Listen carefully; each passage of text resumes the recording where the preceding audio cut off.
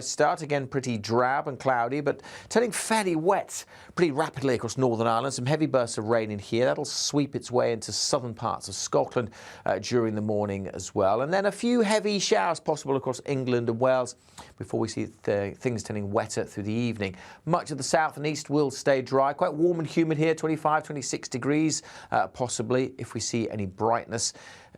Feeling fresher further north and west. And then this rain could, as I say, turn quite heavy during Wednesday evening over parts of eastern Scotland and northeast England especially. The odd thunderstorm is possible before that tends to drift away, although it may linger in the southeast on Thursday. Some welcome rain here perhaps, the weather remaining pretty changeable through the rest of this week.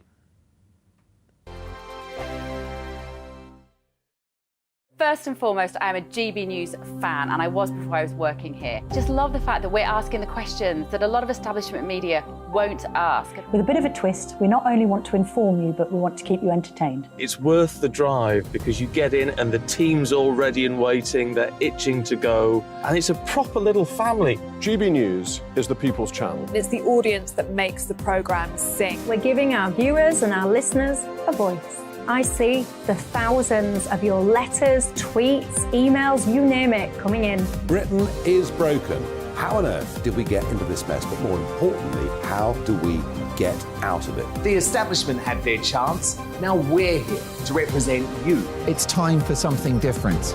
It's time for GB News. I'm very patriotic. I believe in Britain. Our best days lie ahead. Britain's watching. Britain's watching. Join us here on GB News. The people's channel. Britain's news channel. Join me, Patrick Christie's, Monday to Friday, 3 till 6. We tackle the day's news agenda like you've never seen before. It's high tempo, high octane, the most controversial topics, and the best guests. You will not be able to take your eyes and ears off it. I'm not afraid to ask the questions that you really want answered. 3 till 6 p.m, Monday to Friday on GB News, the People's Channel, Britain's news channel. I'm Andrew Doyle. Join me at 7 o'clock every Sunday night for Free Speech Nation, the show where I tackle the week's biggest stories in politics and current affairs with the help of my 2 comedian panellists and a variety of special guests. Free Speech Nation, Sunday nights from 7 on GB News, the People's Channel, Britain's news channel. GB News has its own late-night paper preview show, Headliners, where comedians take you through the next day's top news stories. You don't have to bother reading the newspaper, we've got it covered for you. Headliners, every night at 11 p.m, and repeated every morning at 5 a.m. We won't send you to sleep like some of the other paper review shows out there. GB News, the People's Channel, Britain's news channel. Join me, Camilla Tominey, on Sunday mornings from 9:30, taking the politicians to task and breaking out of SW1 to see how their decisions are affecting you across the UK. Bursting the Westminster bubble every Sunday morning, only on GB News, the People's Channel. Britain's watching. Every Sunday from 11, join Michael Portillo. There will be topical discussion, looking at the week before and the week to come. So kick back and relax at 11 a.m. on Sundays on GB News with me, Michael Portillo. GB News, the People's Channel, Britain's news channel. What you get for breakfast is something that, if we do our jobs right, you will wake up to news that you didn't know the night before. It's a conversation. It's not just me and Eamon. We want to get to know you, and we want you to get to know us. From 6, it's Breakfast with Eamon and Isabel. Monday to Thursdays on GB News, Britain's news channel. Hi, I'm Dan Wootton. You can watch me live on GB News Monday to Thursday from 9 p.m. And did you know that you can also watch and listen live on our website, gbnews.com. You'll always be up to date on the latest breaking news, as well as enjoying the best stories, opinions and shows. You can even join the debate under our live player as you're watching. So head straight to gbnews.com on TV, radio and online. GB News, Britain's news channel.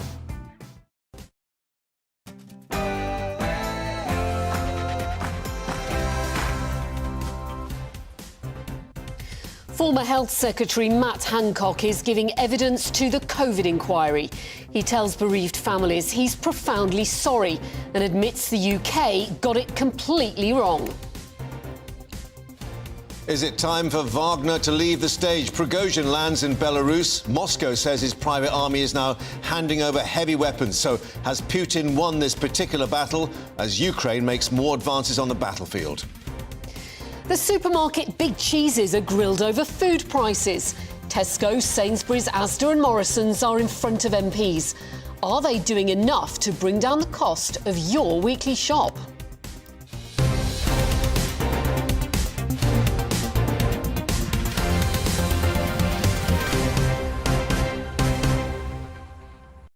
And also, have cricket's authorities been bowled out by a devastating report finding that racism, sexism and even class prejudice are widespread and deep-rooted in the English game? First, though, the latest news headlines coming up with Tamsin.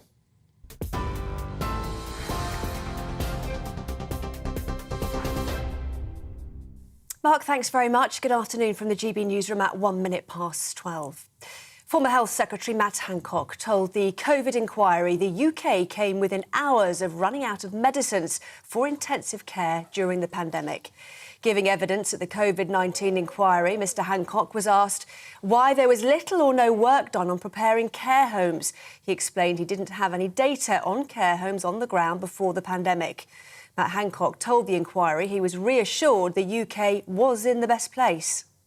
The UK was one of the best placed countries in the world for responding to a pandemic, and indeed in some areas categorised by the World Health Organization as the best placed in the world. And you can understand that when you're assured by the leading global authority that the UK is the best prepared in the world, that is quite a significant reassurance. That turned out to be wrong. Boris Johnson's clear and unambiguous rule breach over his Daily Mail columnist job shows the urgent need to reform, according to Watchdog. The Watchdog on post-ministerial role says the former Prime Minister told them about the new position only 30 minutes before he announced it on Twitter. But the rules state former ministers should neither announce nor take up jobs before receiving advice from the committee. The partner of Nicola Bulley has become emotional during his evidence to the inquest this morning and has had to leave the room. Before then, he had said that Nicola had made throwaway comments, but that nothing gave him concerns. Nicola Bulley's sister also told the inquest there was a blip in her mental state a month before her death. The inquest also heard from Nicola Bulley's former GP, who said there was nothing in her medical records to suggest she was suicidal. Yesterday, the inquest heard that the mother of two died as a result of drowning. Nicola Bulley disappeared in January whilst walking her dog along the River Wyre in Lancashire. Her body was found 3 weeks later. Senior executives from Tesco, Asda, Sainsbury's and Morrison's will be questioned by MPs today over rising food prices. Food inflation has eased for a second month as supermarkets cut the price of some household staples, including milk, cheese and eggs. Figures from the British Retail Consortium show that shop price inflation overall slowed by 8.4% in June, down from 9% in May. It says if the current situation continues, it should drop to single digits later this year. New measures have been announced to tackle the non-consensual sharing of intimate images online. Amendments to the Online Safety Bill will remove the need to prove intent to cause distress, making it easier to charge and convict offenders. Those found guilty could face up to 6 months in prison, and if the intent to distress is proven, a maximum of 2 years in custody. Justice Secretary Alex Chalk says he wants to bring more protection to women and girls. We are overhauling the law so that there is nowhere to hide for cowards and bitter ex-partners who cause enormous damage by sharing intimate images without consent. So there already was an offence from as long ago as 2015, and in fact, we led many other countries in doing so, but we now want to go that step further, so there is nowhere to hide, whatever the motivation was, whatever they were intending, whatever excuse they tried to come up with. The key issue is how has it affected that individual? Did they consent to it? No. The Kremlin says Vladimir Putin's position is not shaken by mutiny. It comes as the Belarusian leader Alexander Lukashenko has offered the Wagner Group founder Prigozhin relocation to the country in a deal to end the rebellion launched on Saturday. This morning, Russia conducted fighter jet drills over the Baltic Sea. Ukraine politician Kira Rudik says the weekend's mayhem is beneficial to the Ukraine forces. Every distraction that Russians have out of the front is a good chance for us to push forward on a counteroffensive. And of course, the destabilization of situation in Russia is something that would allow us to move forward. Meanwhile, the Ministry of Defence reports that Ukrainian forces have made advances near Donetsk city. The MOD says it's highly likely they have recaptured an area of territory occupied by Russia since 2014. Racism, sexism and elitism are widespread in English and Welsh cricket, according to a damning report. The Independent Commission for Equity in Cricket collected evidence from more than 4,000 people and found that racism remains entrenched in the sport and that women routinely encounter sexism and misogyny. The ICEC has made 44 recommendations for the England and Wales Cricket Board. The chair of the ECB, Richard Thompson, has apologised and has called for a reset in the game. This is GB News. That's all from me for now. Back to Mark and Pip.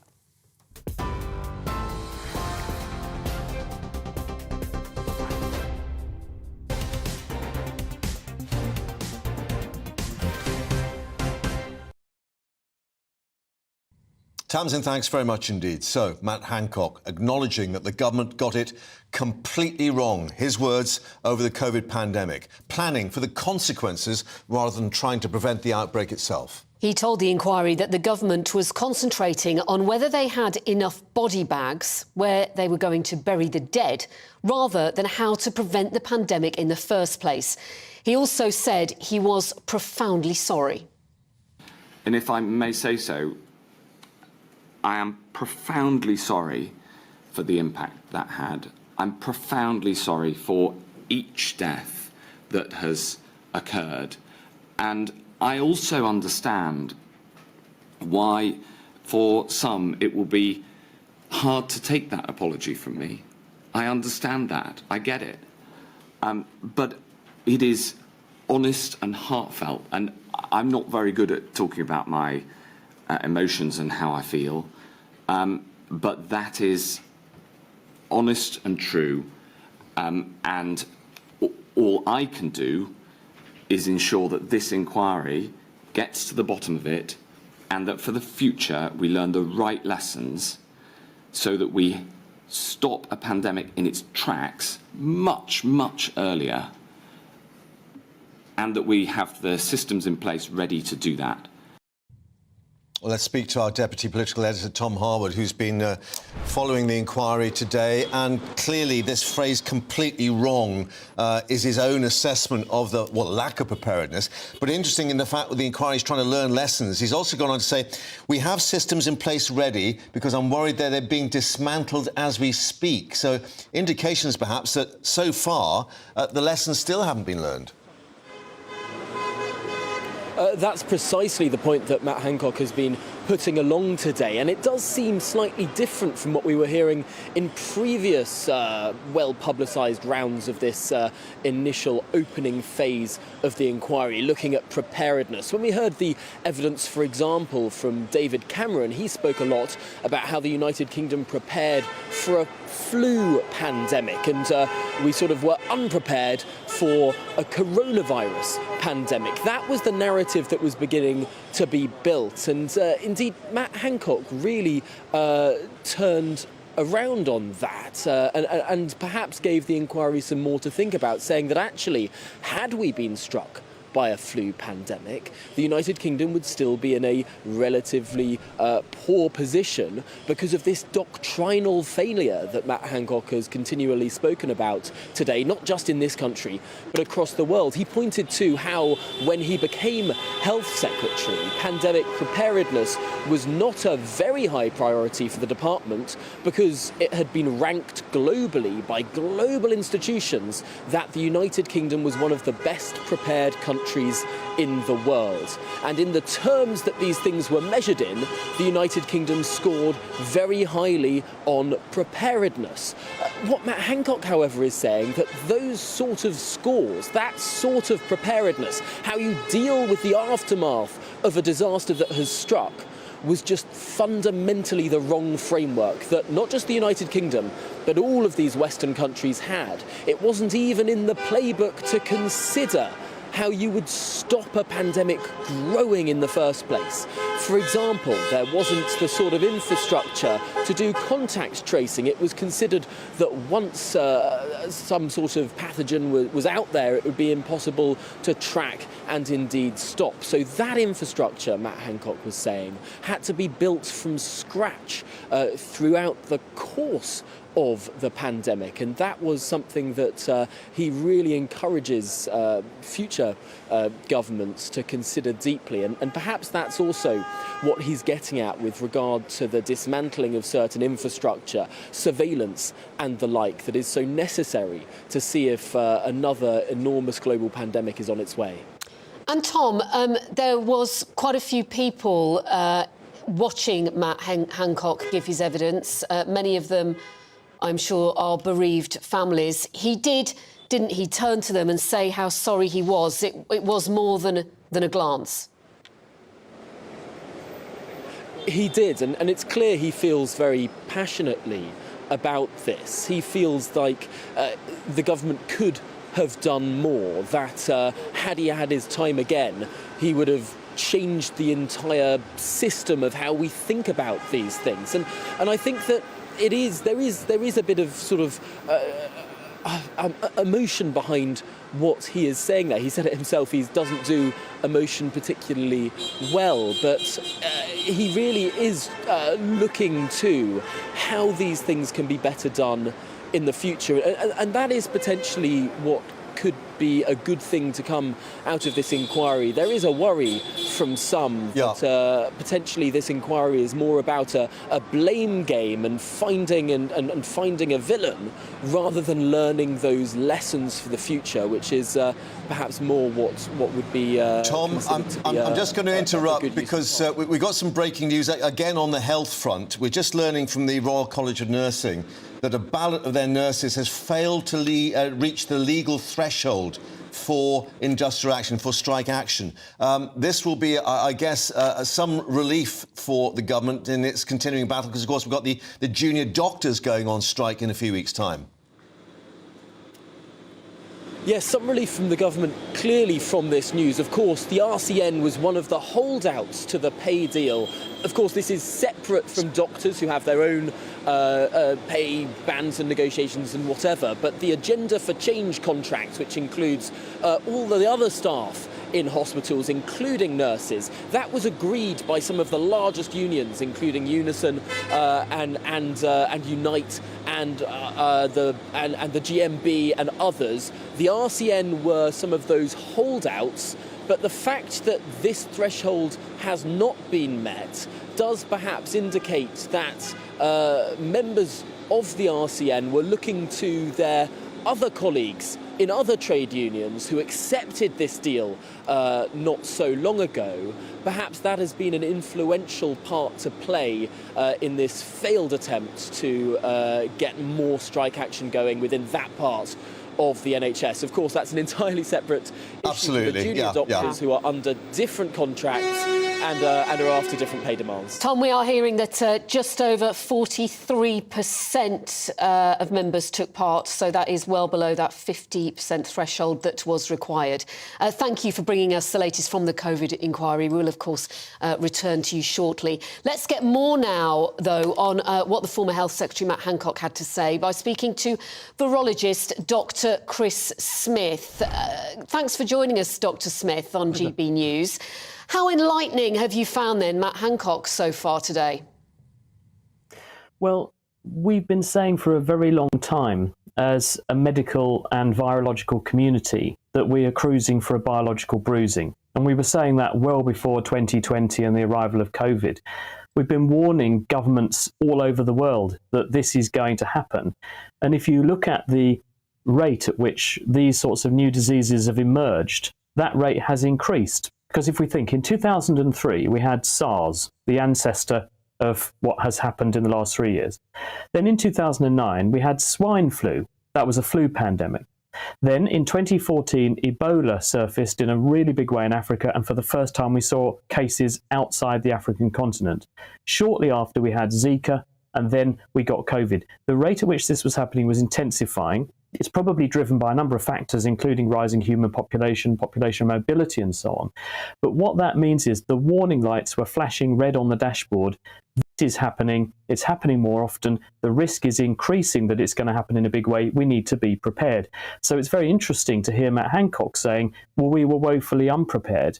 And I think the difficulty that politicians are confronting with this is when they look at the data of yesteryear, pandemics happen, or did, on roughly a 1 in 30-year cycle, 3 in every century or so.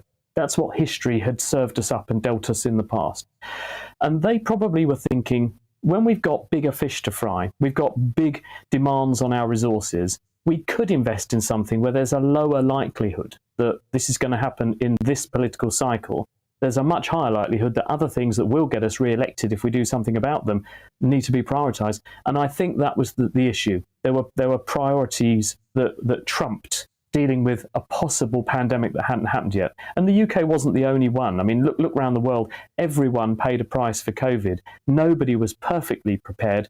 Some countries paid a higher, more handsome price. So we weren't the only ones that were unprepared. Yeah, but given the fact that the inquiry is trying to learn lessons and prepare better for the future, could that be repeated, where we think, well, this is not going to happen again, this is a once-in-a-lifetime occasion, and the same mistakes could be repeated? I think there's a very great danger that we will get past this and we'll think, thank goodness that's over, and we'll move on because there are higher priorities, there are higher callings, our resources remain limited, and the money and resources will be spent elsewhere because people will think, that's good, that's over, we won't have that happen again. And someone else is worrying about it. We must make sure there isn't that mentality of someone else is worrying about it. We've all got to, as a global community, got to worry about it, and I think got to worry about it more. There are some learning points. Being able to get our public health systems to have autonomy so they can act quickly, decisively and in their own way that they know best how to do. There was too much top-down control, we found, during COVID, and I think that was echoed by other people who've talked in the inquiry so far. David Cameron pointed towards that. So we need more of that. We need to make sure that we are better across all the systems that we can use in the future. We had to try and invent a test and trace and track system from scratch, as Matt Hancock's saying. That cost an enormous amount of money, and we had to discover all the ways not to do it before we found ways that sort of began to work. I think now we know the power of technology and the fact that everyone's got a mobile phone in their pocket these days, we do have powerful tools that can be brought to bear against this. There needs to be planning to use those sorts of technologies better, but there also needs to be better international conversations and preparedness so that when this sort of thing starts to happen on one side of the world, we know that because there are about 1.5 million people airborne around the planet aboard aircraft now, with no city more than 24 hours from any other, these things move fast, and we don't have time to sit on our hands and watch the numbers climb before we do something about it. We've got to be more decisive in our responses next time. Virologist Dr. Chris Smith, really appreciate your valuable insight. Thanks for talking to us on the live desk here at GB News. Staying with health, we want to just bring you more on that breaking news about the strike action by nurses at the Royal College of Nursing. That has halted because the ballot of its members failed to, well, not enough people took part in the ballot, to put it bluntly. Just over 43% took part, 50% were needed. Now, the government had offered nurses a pay deal of a 5% rise and a lump sum of just over £1,600. Nurses had rejected that, hence they went to a ballot for strike action. But it sounds like that will not be happening. So will other unions join them? Yeah, indications that Royal College of Radiographers still balloting its members. Of course, we've got the British Medical Association junior doctors on a different contract due to take part in their 5-day strike next month. But in terms of the details of what the RCN is saying, an indication perhaps that the majority of those balloted had decided to carry on with industrial action, but because only 43% took part, it doesn't reach that threshold required. The ballot previously, of course, for the previous 6-month mandate for strike action had expired. And just to explain to you that members of Unison, which is the biggest NHS union, representing midwives and physios as well, have also backed the deal, and they've now started to be paid for that. So only Unite now with a mandate left for strike action. We should also point out that the Royal College of Nursing is continuing to take strike action in Wales because there a different deal was rejected. So that is the latest, that the RCN will not be taking strike action. Do stay with us here on the live desk at GB News. Coming up, with the Wagner mercenary group handing over their heavy weapons, or Wagner, I should say, Putin seems to have won the battle, but we will be asking if he will win the internal war. Stay with us.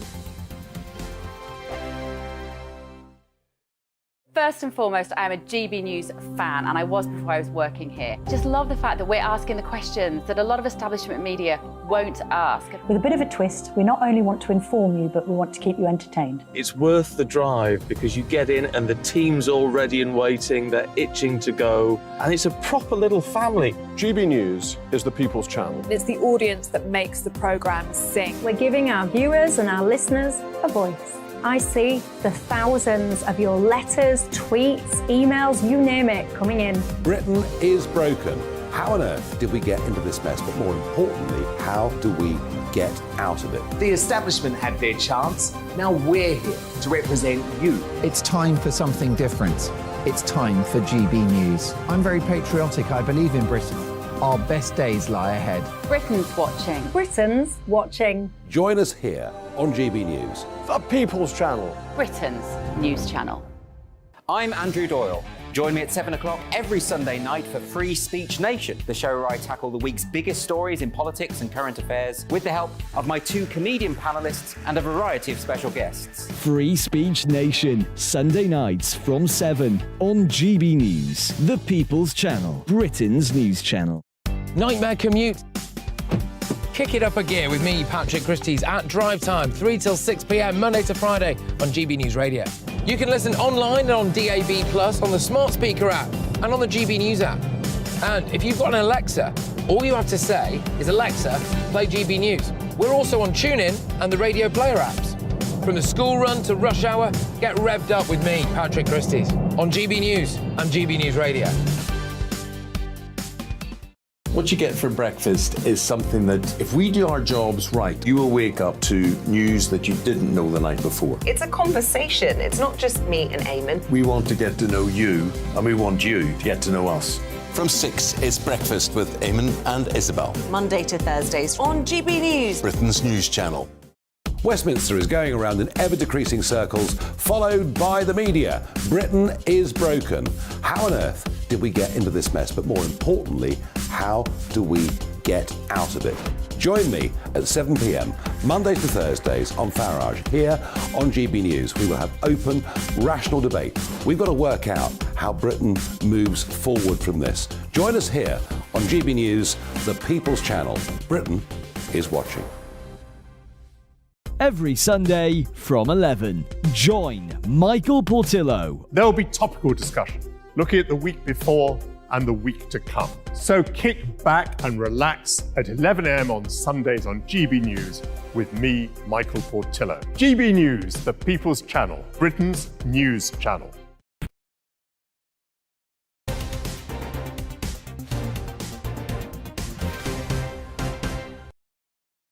Welcome back to the live desk here on GB News. Let's update you with the latest lines we're getting from Nicola Bulley's inquest. It is very emotional stuff, but in the last few minutes, the lawyer for Nicola Bulley's family, Sophie Cartwright Casey, has told the inquest that her death was accidental. She said, what happened on the riverbank shortly after 9:18 was a tragic accident. There's been much rumour and suspicion, said Miss Cartwright, and speculation around Nicky's death, but the family are very clearly of the view and submit to you that the rumour and speculation is allayed completely when looking at all the evidence. She added that the family believed Nicky's death would have occurred very shortly after she entered entered the water. Yeah, and we know, recalling those few days in January, Mark, how much rumour and speculation that was going on at the time, the people that descended on the area, such difficult scenes over the last few hours at this inquest. Nicola Bulley's father paid tribute to his daughter. He's been in tears. Her mother said everything was normal on the day before her daughter died. And Nicola's partner, Paul Ansell, he broke down in tears, giving evidence during the inquest. He had to leave the room. Paul is, of course, left with the job of bringing up their two young daughters. Now, he's given key evidence, or his view, that he believes that she'd gone to put a harness on her dog shortly before falling into the river wire. Her phone, you remember, was still connected to a work Teams call when it was found on the bench overlooking the water. Paul Ansell telling the inquest she was still listening to that meeting, so I think she must have put the phone on the bench and gone to put the harness back on Willow. On the day he sent her a text message saying, "Have you got lost?" So very emotional stuff. But we'll have an update with Sophie Reaper from the inquest, and we are expecting a police news conference to be held too after the inquest concludes. Let's move on to what is going on in Russia. What on earth is going on in Russia? Well, in the last hour or so, President Putin has been addressing Russia's security services. A bit of an unexpected address, this. He warned that the Wagner Group mutiny could have resulted in civil war. Well, he added the Russian army and people were not on the side of the mutineers, but bear in mind, of course, the audience he's addressing here, we understand, are members of the security forces, the FSB.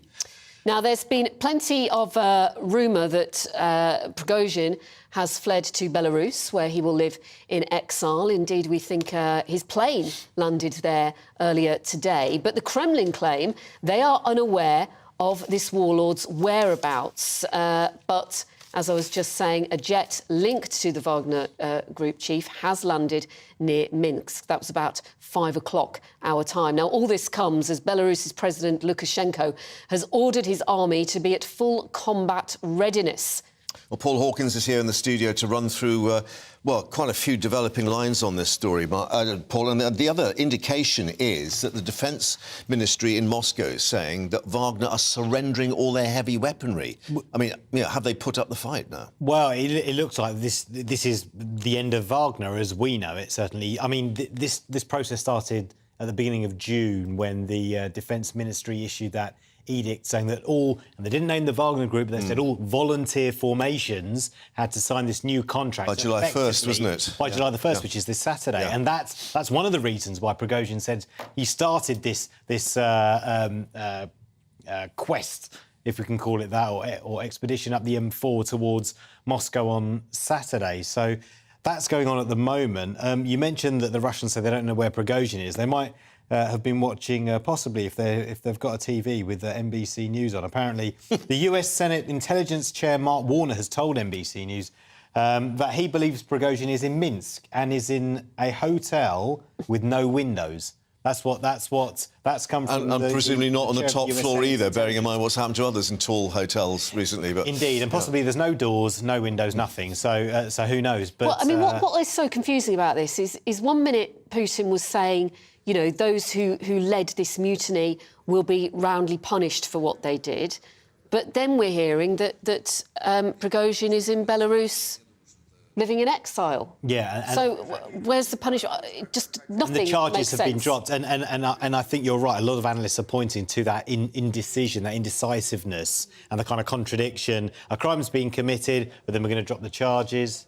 But, I mean, joking apart, you've touched on a very important point, and that is that the US intelligence community does seem to know an awful lot about what's been going on, perhaps even more than the Russian security forces, the FSB. They knew, for instance, that these Wagner groups were amassing on the border, ready to roll into Russia proper from Ukraine. Yeah, it does seem that way. And it's notable that Vladimir Putin, as we're seeing there, I mean, he hasn't just gone for the standard stand in front of a camera in his house addressed to the nation. He's gone for the full optics in front of 2,500 security service personnel, the National Guard, everyone inside the Kremlin, quite unprecedented, really, for just what is effectively just a standard speech. Yeah, we've got an indication what he's just been speaking in Russian. You've defended the constitutional order, the lives, security and freedom of our citizens. You have saved our motherland from upheaval. In fact, you have stopped a civil war. In this difficult situation, you've acted precisely and harmoniously. You've proved by your deeds your loyalty to the Russian people and the military oath. I mean, he's trying to re-establish, perhaps, his authority. Oh, and he makes no reference to any sort of deal that has been done with Prigozhin. He's made no reference to a deal, and note the word civil war, very, very emotive when we think about 1917 and what happened in Russia then, and the challenge to the Tsars at that time. So that's a deliberate insertion of those words, civil war. Then he's trying to re-establish his authority. It remains to be seen what happens to Prigozhin, and it remains to be seen what's going to happen to the Wagner Group, but it doesn't look like the end. Paul, thank you for that. You're going to be with us a bit later, of course, as we monitor what's going on. But let's now speak to Jay Beecher. Now, he's a journalist based in Kyiv, but he's been speaking with the exiled Belarusian opposition leader about what's been going on. Thank you very much indeed for joining us. And perhaps they're as confused as anyone about who's where and what they're doing. Yeah, well, there's confusion everywhere. I spoke to her son, who We seem to have a few technical problems there. I'm not sure. Apologies, Jay. I'm sorry. We'll try and fix that, because what you've got to say is so important, so interesting. We can't put you on air where it sounds like that. So let's come back to you, Paul. In terms of what Putin was just saying, we're going to, as we were saying, he is trying to change the optics. He is making this look like a victory for Russia. But all the analysis suggests this is anything but. And Russia has been shown to be very weak, or Putin has been shown to be very weak. Yeah, as Antony Blinken, the US Secretary of State, said at the weekend, he says that there are real cracks showing in his authority. So he's not been shown to be really weak, but just the fact that those cracks are there in the first place is significant in and of itself. In terms of the end of Wagner, we should say that the reason Vladimir Putin has been using them all this time, A, they are extremely fierce fighters. We know that 80% of those fighters are recruited from prisons. But secondly, it gives him plausible deniability. So when and we know that they've been accused of committing human rights violations, crimes against humanity while they've been fighting on the front line, some really horrific stuff.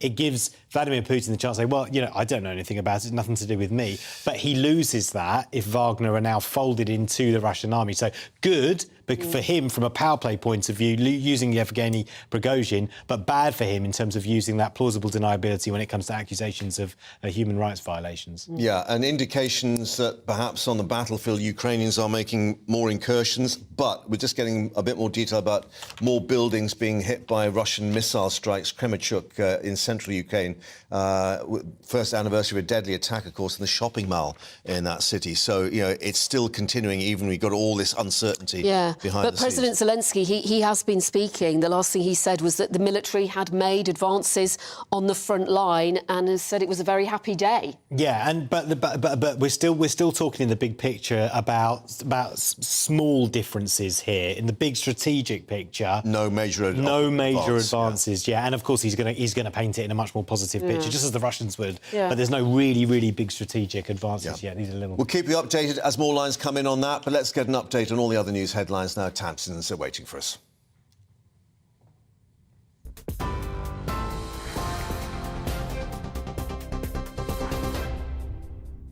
Mark, thank you. Here are the headlines at 12:33. The threat of more strikes by nurses has ended after a ballot on further industrial action failed to meet the legal threshold. The Royal College of Nursing said 84% of its members who voted backed for more strikes, but only 43% took part in the ballot, so it failed to reach the legal threshold of 50%. The nurses started their industrial action towards the end of 2022 in the bitter dispute over pay. Former Health Secretary Matt Hancock has insisted that responsibility for ensuring pandemic preparedness in social care fell to local authorities.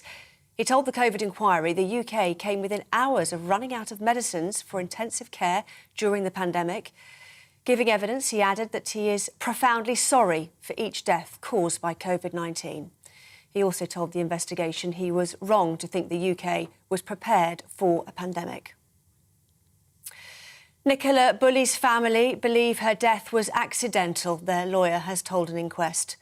Miss Bulley's former GP also spoke, telling the inquest there was nothing in her medical records to suggest she was suicidal.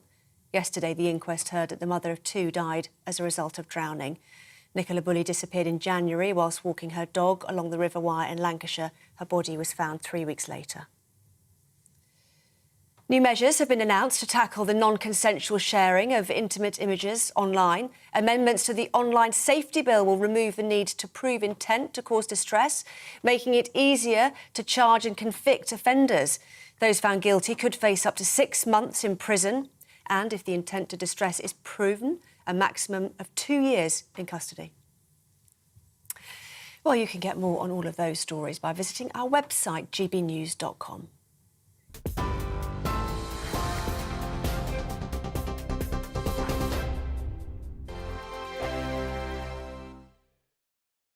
Like all families, we have arguments every now and then, but actually we agree on what the mission of GB News is, and that's the most fundamentally important thing. GB News provides the kind of platform that lets all voices be heard. We don't hold back. We're free to say what we really think. Just because some people who live in a tiny little Westminster bubble think that their particular story is important, that's not the most important story for me. And often they will be difficult stories that you won't find on the establishment media. Because what people think in the north of England may be very different to what they're thinking in the home counties. We're going to carry on telling the world what life is really like for households up and down the UK. We love to be in your car, in your kitchen as you're having your breakfast. Whatever you're doing, you are part of the show.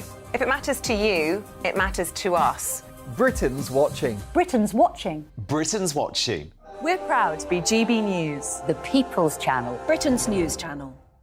Join me, Patrick Christie's Monday to Friday, 3 till 6. We tackle the day's news agenda like you've never seen before. It's high tempo, high octane, the most controversial topics and the best guests. You will not be able to take your eyes and ears off it. I'm not afraid to ask the questions that you really want answered. 3 till 6 p.m, Monday to Friday on GB News, the People's Channel, Britain's news channel. Join me, Camilla Tominey, on Sunday mornings from 9:30, taking the politicians to task and breaking out of SW1 to see how their decisions are affecting you across the UK.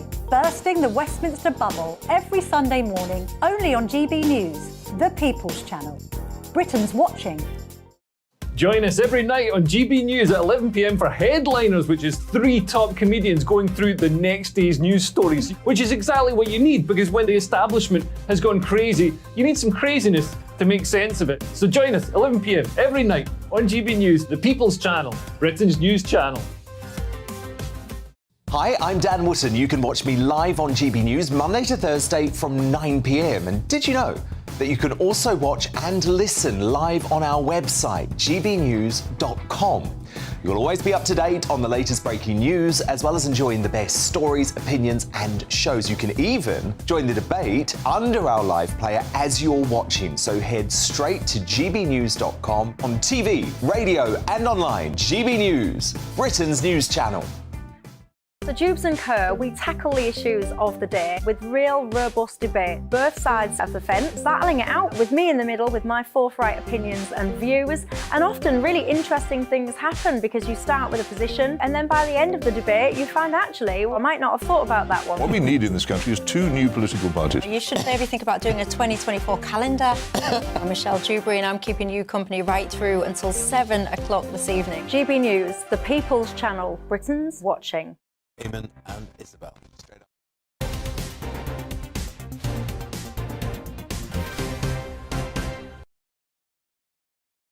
And welcome back to the live desk here on GB News. Now, a savagely critical report from the Commission for Equity in Cricket has concluded that racism, sexism, elitism and class division even, all widespread in the English and Welsh game. Yeah, following a 2-year investigation, which was announced in 2021 following the Black Lives Matter protests, it also found that many of those who experience discrimination do not report it due to a distrust in the cricketing authorities.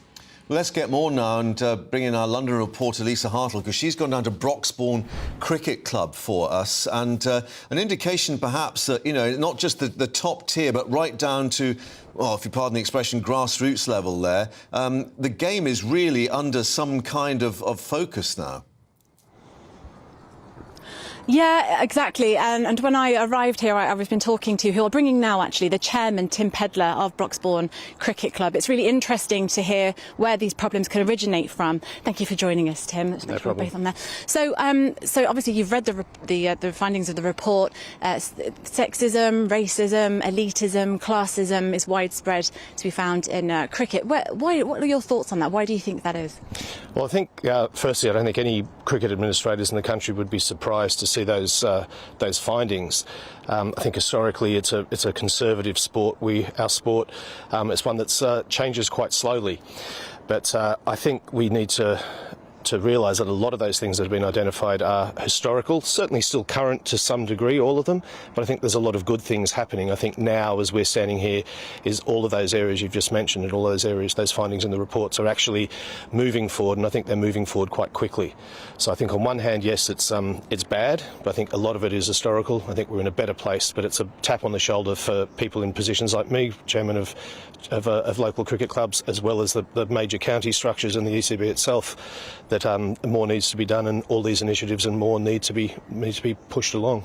So I found it particularly interesting when you were explaining classism and elitism, how that finds its way into cricket. Yeah, I think the public school system tends to have very good facilities, good money, and good investment in all their sports, but particularly cricket. And I think if we go back to not even 100 years ago in cricket, we had the gentlemen and players model. There was very much a class of sport. There was the gentlemen and the players. They were you were one or the other. And again, a sport that's somewhat old-fashioned. I think it takes a while to break those traditional barriers down. So now young people, if they're going to a public school, whether they're a boy or a girl, they have much greater availability of facilities and high-level coaching and great tools and systems than people who don't. And I think the Middle England, the state school systems now often aren't even playing cricket. So there is an inequality there. I think anyone will tell you in any county that there's always views that the representative teams are picked from those elitist public school groups first, or that the selectors go to them first. Certainly something that needs to be looked at, and I believe probably is being looked at. And you were telling me before about racism and sexism within cricket. Yeah, and again, I think historically they exist, but I think they're getting better. If we look at sexism first, I think the women's game, how it's expanded in recent years, has been absolutely fantastic. I think everybody watching the women's Ashes match recently would say so. We have a women's team here that's been very successful, only recently established in the last couple of years, but I think historically we've had difficulty finding opposition, finding other women's clubs. But I think women's cricket is racing ahead at a rapid speed, perhaps probably the fastest growing of all the areas.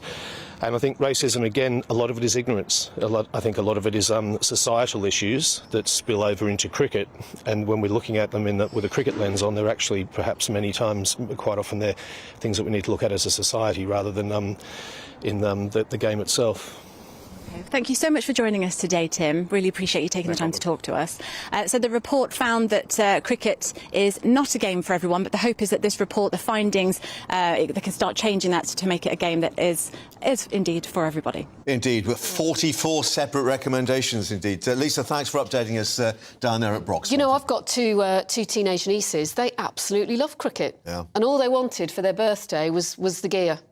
All the gear and no idea. Yeah, and it's not cheap either. No, it certainly isn't. My son's kit that used to have to get, yeah. Right, let's talk that scheme to send people to Rwanda, because the government has been warned by human rights groups that any attempt to detain or deport any children to Rwanda should be abandoned.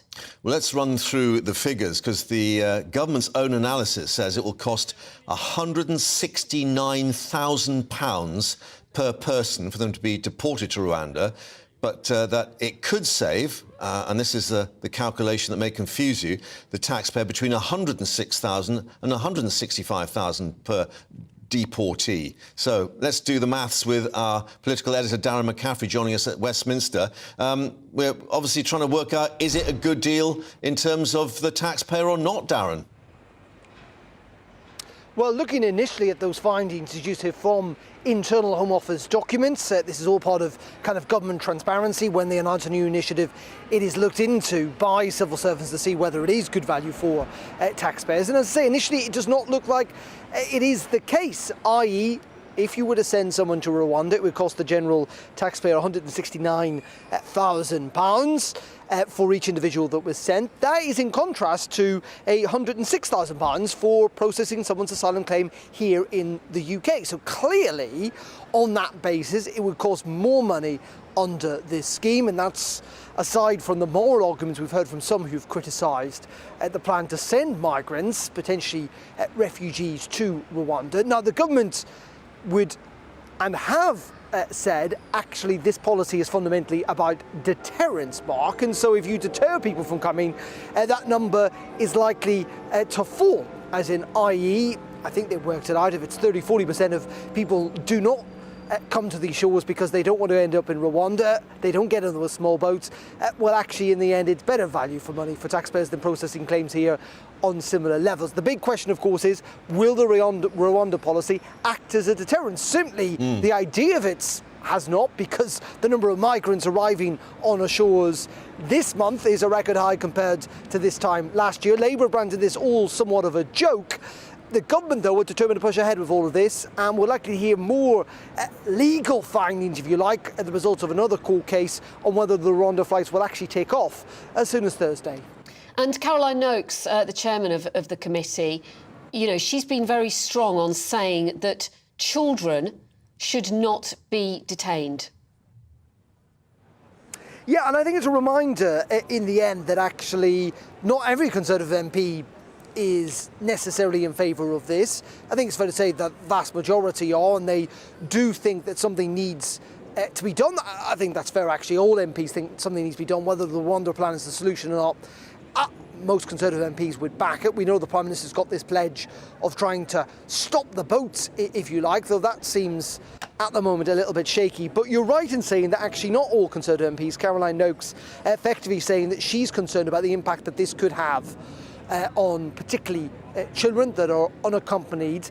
And also there is concern too about the fact that there aren't these other kind of safe legal routes for people to come into the UK, though the government said they are determined to try and open up more routes in addition to the ones they've got for people from Ukraine, Hong Kong and elsewhere. So it's pretty complex stuff, but this is pretty embarrassing for the government. The opposition are asking a urgent question in Parliament as we speak. The Home Secretary is in New Zealand at a meeting of the Five Eyes, so she's not responding to all of that.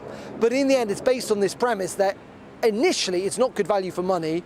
It is only if this policy genuinely acts as a deterrent that the government can claim it is working. The big question is, will it be a deterrent? At the moment, they can't prove. It might make logical sense, but they can't prove at the moment it'll act as a deterrent, that they are, as I say, determined to push ahead with the scheme. OK, Darren McCaffrey, thank you so much for bringing us the latest on that. And let's bring you the latest now on the news that a ballot of nurses for strike action has failed to reach the legal threshold. The Royal College of Nursing has announced. And actually, in the last few moments, the Health Secretary, Steve Barclay, has commented on this, saying that he hopes other unions recognise that it is time to end their strikes. Well, here is Health Minister Maria Caulfield reacting to this news. By explaining what is the government's reaction to these new figures, the fact that the nursing union do not have a mandate anymore to strike? What are the next steps for the government? Are they expecting to wait it out and hope that further ballots fail? Well, obviously we welcome the news that the majority of nurses haven't reached the threshold to go and continue on strike action. We found when we took the pay deal, which Pat Cullen herself recognised was a fair deal and recommended it to her members, that the other nursing and healthcare unions such as the GMB, the Royal College of Midwives, recommended and accepted that pay deal for their members. And it is a fair deal. It's 5% for this year. It's an extra 2% on last year, which was already about £1,400 £1,200 for an average nurse. So we welcome the fact that that we did reach an agreement. That pay rise is going to be landing now in over 1 million NHS workers' pay packets this month, and that will make a real difference to them. So we welcome the news today that strike action is on hold for nurses.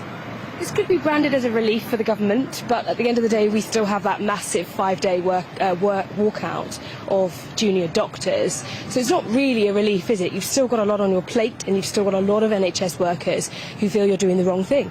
Absolutely, you know, there's a lot of challenges, and at a time when we're trying to get waiting lists down from patients, we've made good progress. We've virtually eliminated the 2-year wait and the 18-month wait, but every day there's strike action that puts additional pressure on getting those waiting lists down. But it is, you know, the Staff Council, which is made up of a wide variety of unions, from the GMB to the Royal College of Midwives, accepted the pay deal. That is going to be implemented this month, and I think nurses will welcome that, particularly at a time when interest rates are high and inflation is high. Having that extra money in your pay packet at the end of the month will make a difference to those working on the front line.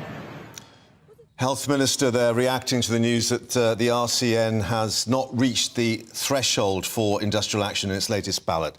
Now, let's update you on the inquest that's been taking place, of course, into Nicola Bulley's death. And the inquest and the coroner has been hearing from Sophie Cartwright Casey, the lawyer for the family, saying that her family believe her death was accidental. Sophie Cartwright Casey saying what happened on the riverbank shortly after 9:18 a.m. was a tragic accident. Ms Cartwright going on to say there'd been much rumour, suspicion and speculation around her death, but the family very clearly the view and submit to you that the rumour and speculation is allayed completely when looking at the evidence. Nikki's death would have occurred very shortly after she entered the water. Yeah, and members of Nicola Bulley's family have also been speaking at this inquest, paying tribute to her. Very, very emotional scenes there. The Home Office pathologist has said there's no evidence that Nicola was assaulted, saying she died as a result of drowning. Let's cross to GB News' North West reporter, Sophie Reaper. She has been at the inquest for us all day so far. Sophie, it sounds like very distressing scenes, understandably. Absolutely. Good afternoon to you both. We've now heard all of the evidence here at the Nicola Bulley inquest in Preston. As you say, it's been an incredibly emotional day today, as we've heard evidence from various members of Nicola Bulley's family. First, though, we heard from mental health clinician Teresa Lewis-Levy. She was called to Nicola Bulley's family home on the 10th of January, just 2.5 weeks before the mother of two disappeared. Now, that call was made by Nicola's sister Louise when she became concerned for Nicola's well-being. Now, Teresa told the court today that upon arriving at the family home, she spoke with Louise and Paul, Nicola's partner, about Nicola's well-being and her consumption of alcohol. They then went upstairs to a bedroom where Nicola was, and Teresa noted that Nicola did seem to be intoxicated and that she didn't really seem to want to engage in any kind of conversation. However, she did also say that at that point, from what she'd observed, she didn't have any immediate concerns for Nicola's well-being. We also then heard from Nicola's sister herself, Louise Cunningham.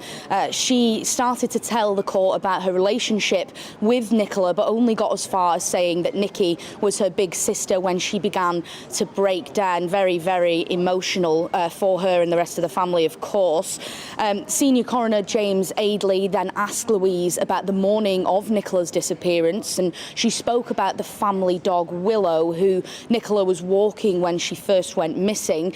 Louise said that Willow was like a third child to Nicola. She said there's no way Nikki would leave Willow unattended by choice. She just wouldn't do that. Louise also told the inquest that Nicola had never confided in her about any kind of suicidal thoughts or self-harm. We also heard this morning from Nicola's partner, Paul, who said that despite a brief blip around Christmas, Nicola had been doing much better. He said in January she was back to herself, looking forward to the future, and everything was on the up. Now, he was visibly heartbroken, even having to take a brief break in between giving his evidence because he became so overwhelmed, especially when he was talking about Nicola herself, the personality traits that he remembered admired and loved about her. Things like her organised nature, the pride that she took in her work, and, as he said, the fact that she was a brilliant mum to their 2 daughters. Now, the coroner is now making his deliberations, and we're expecting him to return with his findings a little bit later on this afternoon. And we reflect, Sophie, perhaps that the narrative we've heard at the inquest was a different one to what we were hearing from the police at the time of their investigation. And we gather there will be a police news conference following the summation in this inquest.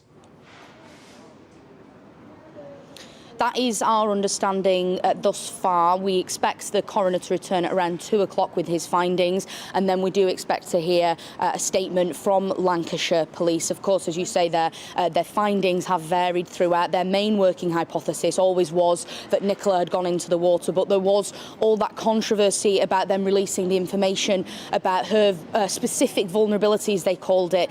They obviously then were investigated by the IOPC for releasing that information, which was at the time highly controversial, especially with all the speculation around this case. Indeed. Sophie, for the moment, thank you very much indeed for that. And, of course, the inquest resuming shortly after that lunch break. We'll be back to you a little later. Yeah, but how difficult for that family at that inquest today. I mean, you know, Paul Ansell, her partner, he's left to bring up 2 little girls, Mark. Yeah, let's just reflect, actually, on what Paul Ansell's told the inquest today.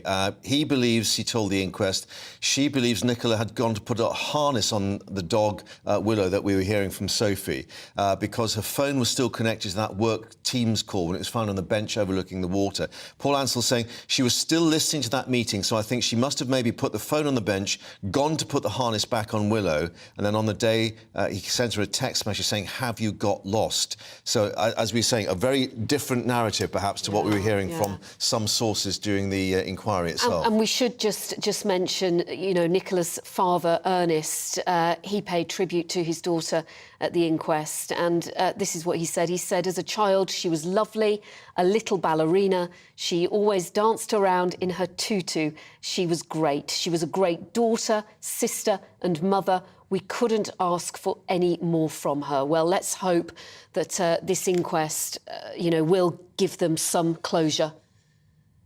Yeah, just to reiterate, the coroner, of course, will be returning his findings a little later. More from Sophie on that. Also coming up, we'll get the latest on this situation in both, well, Belarus and Russia. Has the Wagner Group surrendered or disbanded? We'll get an indication from both sides as to what might be going on. Yeah, we'll also update you from the COVID inquiry where the former Health Secretary, Matt Hancock, has been speaking. He has apologised to bereaved families for mistakes made from the government. They got it completely wrong, he says. We'll have the latest here on the live desk with GB News. I joined GB News because I was sick and tired of not hearing my views being represented, not just mine, but so many people that I knew and spoke to. I just couldn't get my voice out there. I couldn't say anything. I couldn't do anything. Whatever the narrative was, I kind of had to follow it. GB News is there to provide a voice for those who have been ignored by the establishment media. We think different things. We've got a different style. GB News is here to be optimistic and positive about the future. It's real kind of dynamic and flowing, with the audience very much at the heart of it, like a big family. Here at GB News, we talk about the things that matter to you. Hearing the voices from right across our towns and cities, especially our towns. All sides of the argument represented with a heavy dose of opinion. We're on a mission here to make a difference. And the GB News family really is here for you, and whatever time of day you can watch or listen. Britain's watching. Britain's watching. We're proud to be GB News. The People's Channel. Britain's news channel. Monday to Thursday, 9 p.m. till 11 p.m. Join me, Dan Wootton. I'll bring you the sharpest takes and hottest debates. Do you not believe in prison? I don't believe in prison. I'm completely stunned. I guarantee you there'll be no spin, no bias, no censorship. I actually was personally quite offended by it. And no reason to go to bed. So I guess they've always been quite woke. That's Dan Wootton tonight on TV, radio and online. Monday to Thursday from 9 p.m. till 11 p.m. on GB News. The People's Channel, Britain's news channel. You've probably seen politicians interviewed 1,000 times, but we do it differently. We find out who they really are, we don't shout, we chat, and hopefully we bring a bit of light, not just heat. Did you know, All Kate sorts Moss? of rumors. Apparently. Do you have a pair of jeans or a pair of jeans? No, of course I don't. What would I do with them? My friends are like, oh my God, what's she doing now? Join me every Sunday at 6 for Gloria Meets, only on GB News, the People's Channel, Britain's news channel. Weeknights on GB News from 6 p.m. You'll always get drama. Please stop, Michelle. I know, yeah. Please stop. Should I just shut up? Romance. You like me, I like you. There you go. There you are. Well, don't tell anybody. Adventure. Da-da-da-da-dum, etc. That's the whole point. But bomb. And action. Sergeant, we've been greeted by superstar panel that are already at it. They're fighting. It's going to be quite a show. Only on GB News. Britain's watching. In a world of dull and predictable radio and TV shows.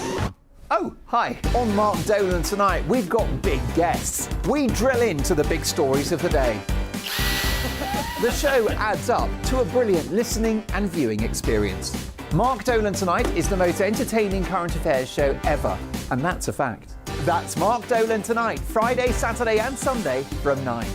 Only on GB News, Britain's news channel.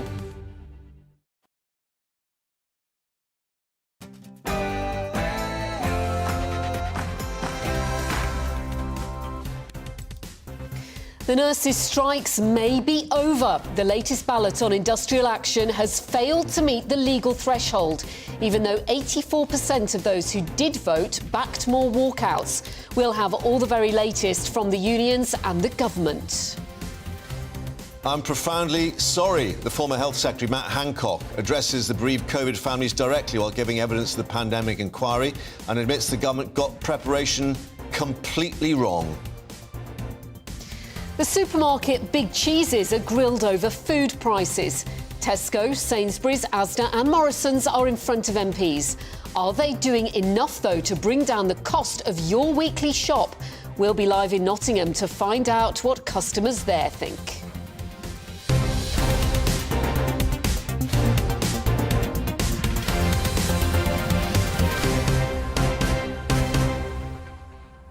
Also coming up, have cricket's authorities been bowled out by a devastating report finding that racism, sexism, class prejudice, all widespread and deep-rooted in the English game. We'll be speaking to former England spinner Monty Panesar. First, the latest news headlines coming up with Tamsin.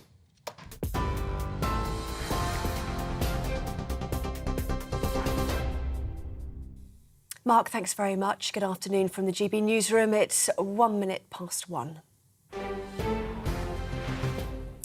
The threat of more strikes by nurses has ended after a ballot on further industrial action failed to meet the legal threshold.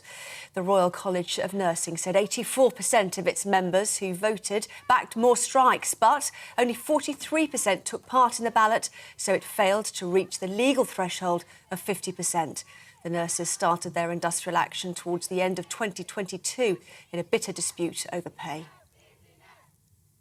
Former Health Secretary Matt Hancock has said the system for running adult social care is flawed and was in nowhere near good enough shape when the pandemic hit in 2020. Speaking at the COVID inquiry, he also said the UK came within hours of running out of medicines for intensive care during the pandemic. The former Health Secretary told the inquiry that he is profoundly sorry for each death caused by COVID-19. He told the investigation he was wrong to think the UK was prepared.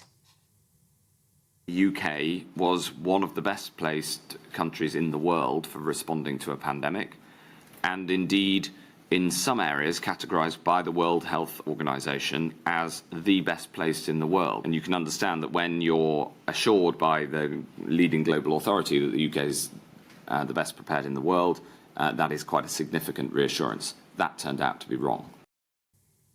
A watchdog has ruled that Boris Johnson's clear and unambiguous rule breach over his Daily Mail columnist job shows the urgent need to reform. The watchdog on Post's ministerial role says the former Prime Minister told them about the new position only 30 minutes before he announced it on Twitter. But the rules state former ministers should neither announce nor take up jobs before receiving advice from the committee.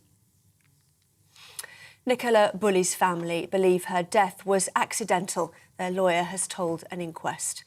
Miss Bulley's former GP also spoke, telling the inquest there was nothing in her medical records to suggest she was suicidal. Yesterday, the inquest heard that the mother of two died as a result of drowning. Nicola Bulley disappeared in January whilst walking her dog along the River Wyre in Lancashire. Her body was found 3 weeks later. Senior executives from Tesco, Asda, Sainsbury's and Morrisons have been questioned by MPs today over rising food prices. Food inflation has eased for a second month as supermarkets cut the price of some household staples, including milk, cheese and eggs. Figures from the British Retail Consortium show that shop price inflation overall slowed to 8.4% in June, down from 9% in May. It says if the current situation continues, it should drop to single digits later this year. New measures have been announced to tackle the non-consensual sharing of intimate images online. Amendments to the Online Safety Bill will remove the need to prove intent to cause distress, making it easier to charge and convict offenders.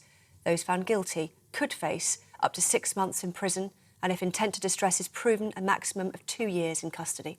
Justice Secretary Alex Chalk says he wants to bring more protection to women and girls.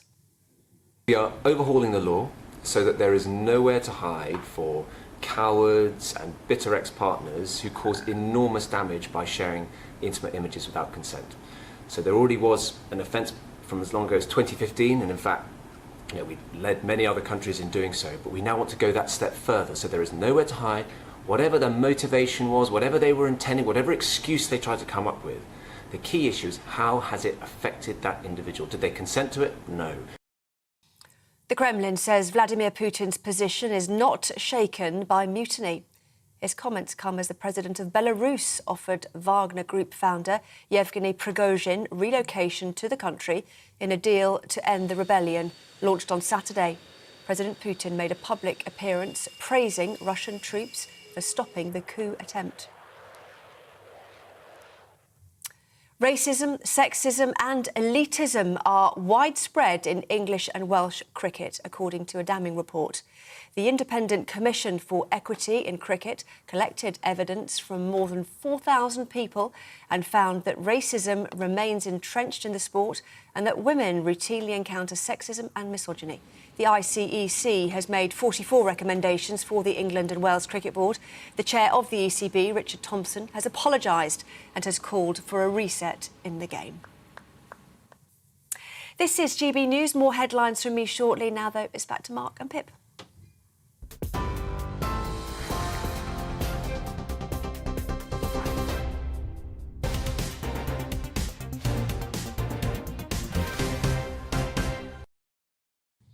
Hello, you're watching the Live Desk on GB News with Mark Longhurst and Pip Thompson.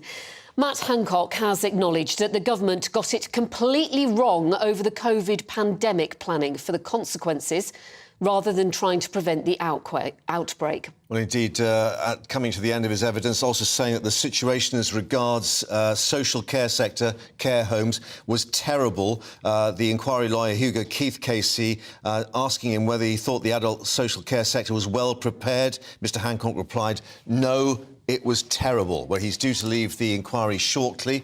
Our Deputy Political Editor Tom Harwood is outside there. Tom, it's very difficult evidence for all the bereaved families, many of them represented there outside the hearing, to take on board this evidence they've heard.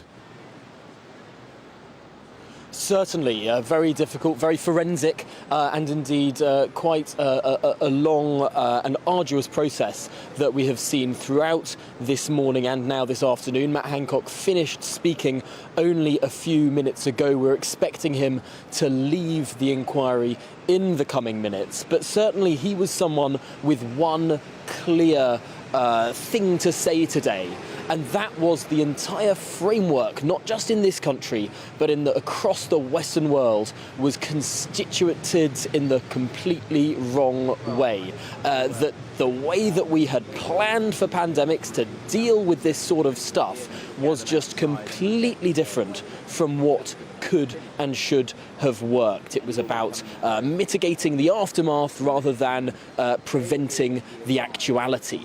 And in that, Matt Hancock kept returning to this original point almost throughout every question that was asked. His central theme that the system as it was constructed was incorrect, and it led to one of the lawyers of the inquiry leading to a slightly clunky analogy, saying that those individuals working within the system trying to deal with this unprecedented challenge were lions led by a systemic donkey.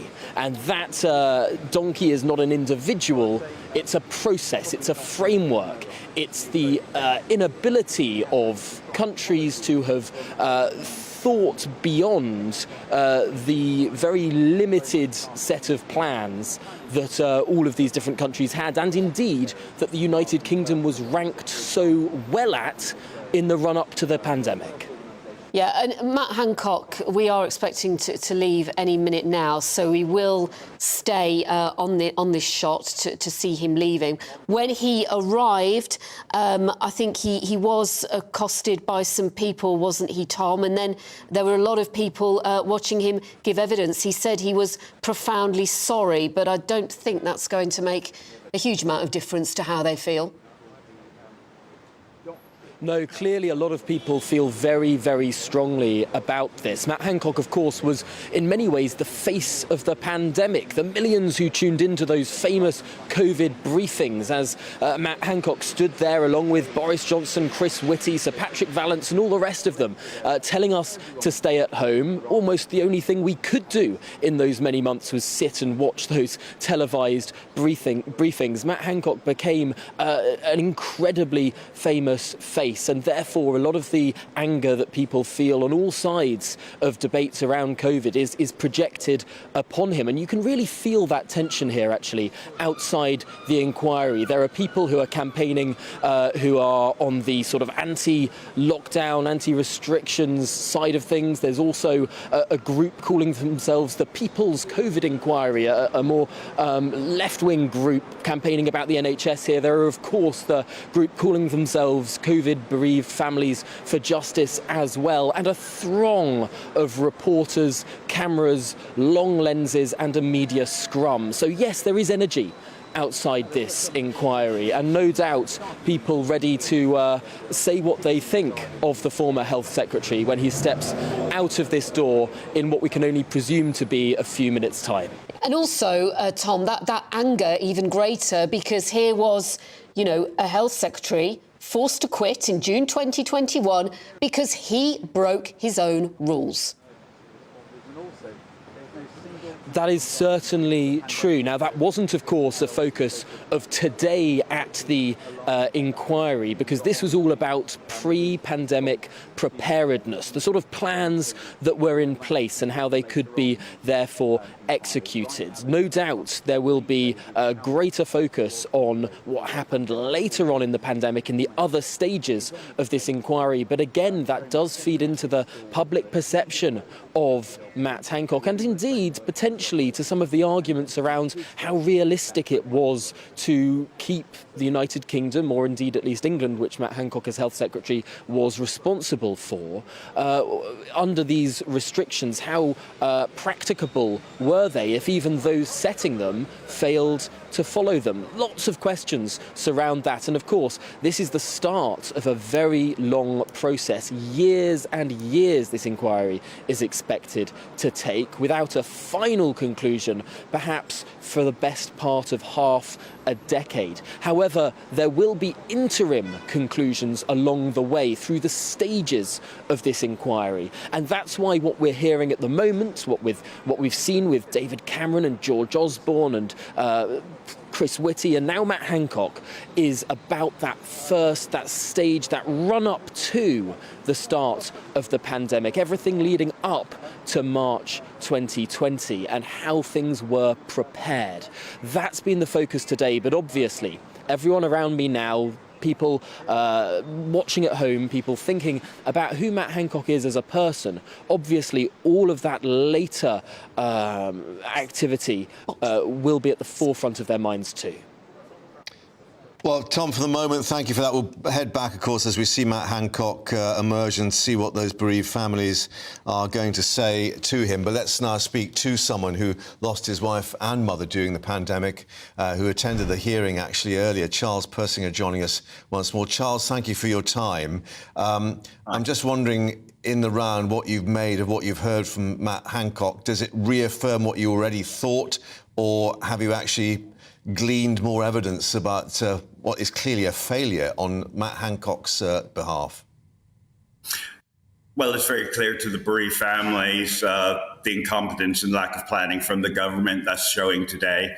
It was interesting to see that Matt Hancock finally admits that they hadn't planned properly, and there weren't no strategies in place. You know, it's rather disturbing for the families to realise just how badly the government performed. You know, at the end of the day, Matt Hancock's a man who's got a questionable reputation, and he stood there talking about integrity. For families, that's questionable in itself. I never divorced my wife. My wife died. I never cheated on my wife, you know. So, yeah, I don't take much account of what that man says. Do you actually accept his apology, however?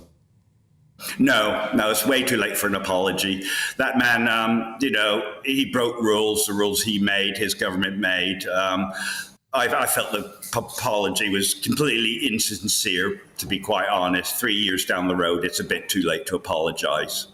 What did you make of it, Charles, when he said that the system wasn't fit for purpose, but then suggested that this wasn't just the UK, it was a problem right across the Western world? Well, yeah, that's right. But, you know, this inquest is about the UK. They need to focus on the UK and where the issues lied. It was our people who died in the UK. It was British people who died in the UK. And it was our citizens who suffered, you know. And obviously, the global impact has had an effect on us. But, you know, let's not blame share. Let's accept our share of the responsibility. That would be the steps moving forward. Yeah, and perhaps is there an element that yet more questions are being asked as to a result of what we've heard from him today? For instance, this admission, he said, that the system for running adult social care was flawed, in nowhere near good enough shape when the pandemic hit in 2020. And yet it was the government who then made the decision to release people from hospital into the care homes. Yeah, it was absolutely horrific. It was the crux of why my mother and wife were both dead. Indeed. Obviously, you know, my wife was care home manager. Infected patients were released into her care home, leading ultimately to the death of my wife and her patients as well. You know, the decisions were never made. There was never a robust plan in place. That's becoming quite clear during the inquiry. I think as days go on, more will be revealed. And on that basis, what do you want to see emerge from this? I mean, we keep hearing this phrase, lessons to be learned. Should there be a template now established to deal with any kind of eventuality? I think there's something that the government has a duty of care or responsibility to their citizens to provide that protection and some form of template, like you said. Yeah, they definitely need to look at that, and they need to put a more robust system in place. You know, we were failed badly. We just look at the number of deaths. You know, 220,000 dead globally. That's not so good. No. One thing that Matt Hancock suggested was there should be a government minister solely responsible for resilience across the board. But, I mean, it begs the question, you know, they were in power, or still are in power, for a number of years. Why wasn't this thought about before? Yeah, I think the part of the reason why we have to have inquests is because we have politicians who aren't willing to accept accountability or responsibility. And that's why us as the public have to have these inquests to force these people to be held to account. I mean, it's really important we do better in the future. We can't repeat this again. You know, there was no excuse the first time. There certainly won't be excuse the second time.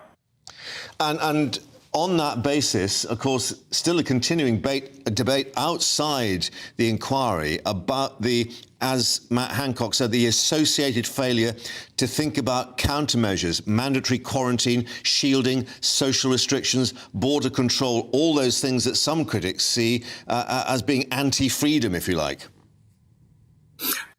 Well, to a degree, it's how you implement these things at the end of the day. When there's a public health crisis with an asymptomatic virus that's spreading rapidly among the populace, you have to do something. You can't just let it rip through the population like they did. At the end of the day, steps have to be taken. Measures and mitigations are very, very important. They're still not doing enough, in our public settings, such as HEPA air filters, masking, other stuff like that they can do very cheaply and effectively. Even HEPA air filters is a great start. It's a non-invasive mitigation that can save lives and would save lives.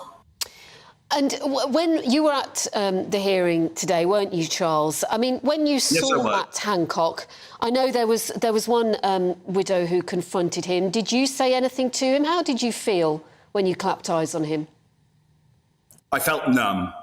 I felt like I was looking at a man, quite frankly, there's a man that I would not associate with. OK. Well, thank you so much for talking to us. I know it's not easy for you, but we really appreciate your thoughts on this. Very difficult day, very difficult weeks and years to come for you with this inquiry, which is scheduled to go on for a very long time. Matt Hancock. It's going to be a long fight. It's going to be a long fight, but we're not going away.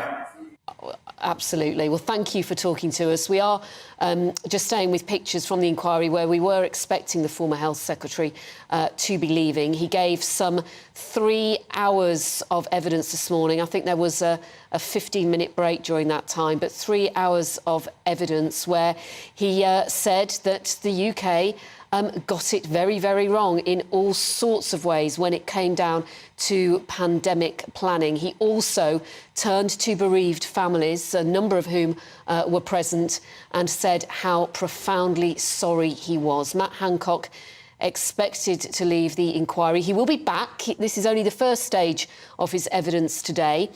He will return, but he is expected to leave very shortly, and we will return there if he does. I mean, we don't even know that he's going out that door, Mark, do we?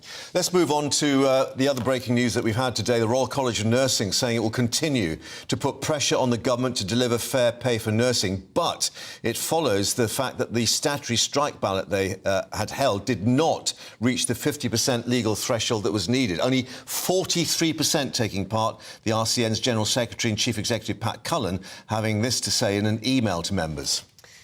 Yeah, the email said, while this will be disappointing for many of you, the fight for the fair pay and safe staffing that our profession, our patients and our NHS deserves is far from over. And the Health Secretary, Steve Barclay, he also responded to these results by saying, I hope other unions recognise it is time to end their strikes. Well, our political editor, Darren McCaffrey, is in Westminster. Well, what do you think, Darren? Will other unions end their strikes? We've got this junior doctors' 5-day strike coming up next month. Yeah, indeed. We have to remember why this has come to an end is in the fact that the Royal College of Nurses' mandate for strike action had run out. They, of course, unlike some other NHS unions, had rejected that pay offer from the government of a 5% pay rise this year and a £1,600 bonus for last year, saying that simply wasn't enough. It was rejected by those very members who then decided not to turn out and vote in a second round of industrial action. Not enough, as you've rightly pointed out, only 43%. The threshold legally is set at 50%. That is something the government introduced in legislation back in 2016, though a majority, the vast majority of those that did vote did want to see further strike action, but clearly, as I say, that threshold was not met. So where does this go next? Well, frankly, I think the Royal College of Nurses are potentially going to have to accept that pay offer that the government put on the table, that the other unions have accepted. I mean, in some ways, they've already accepted it because it's gone onto people's wage packets in the last month or so. As you said, the Royal Colleges of Nursing's leader, Pat Cullen, said this news is very disappointing. Though the fight will continue, it's difficult to see how that fight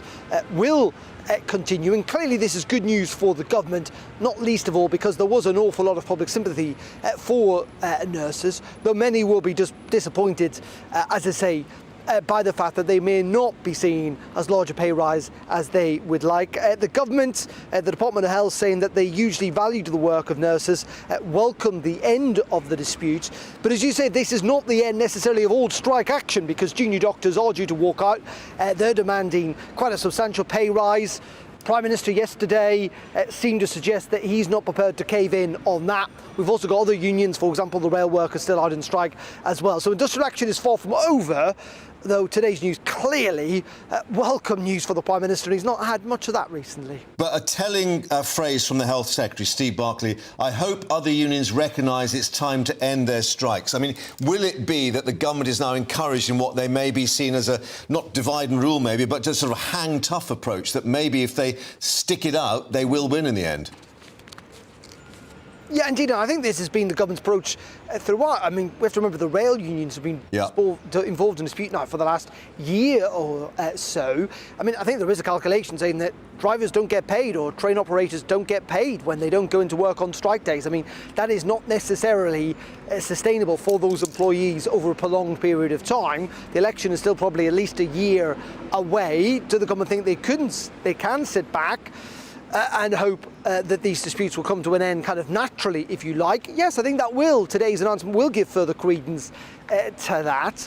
But in the end, you know, the government argued this is about inflation. It's about trying to not fuel inflation, about trying not to take on more debt, though there's little indication that public sector pay is a major driver of inflation.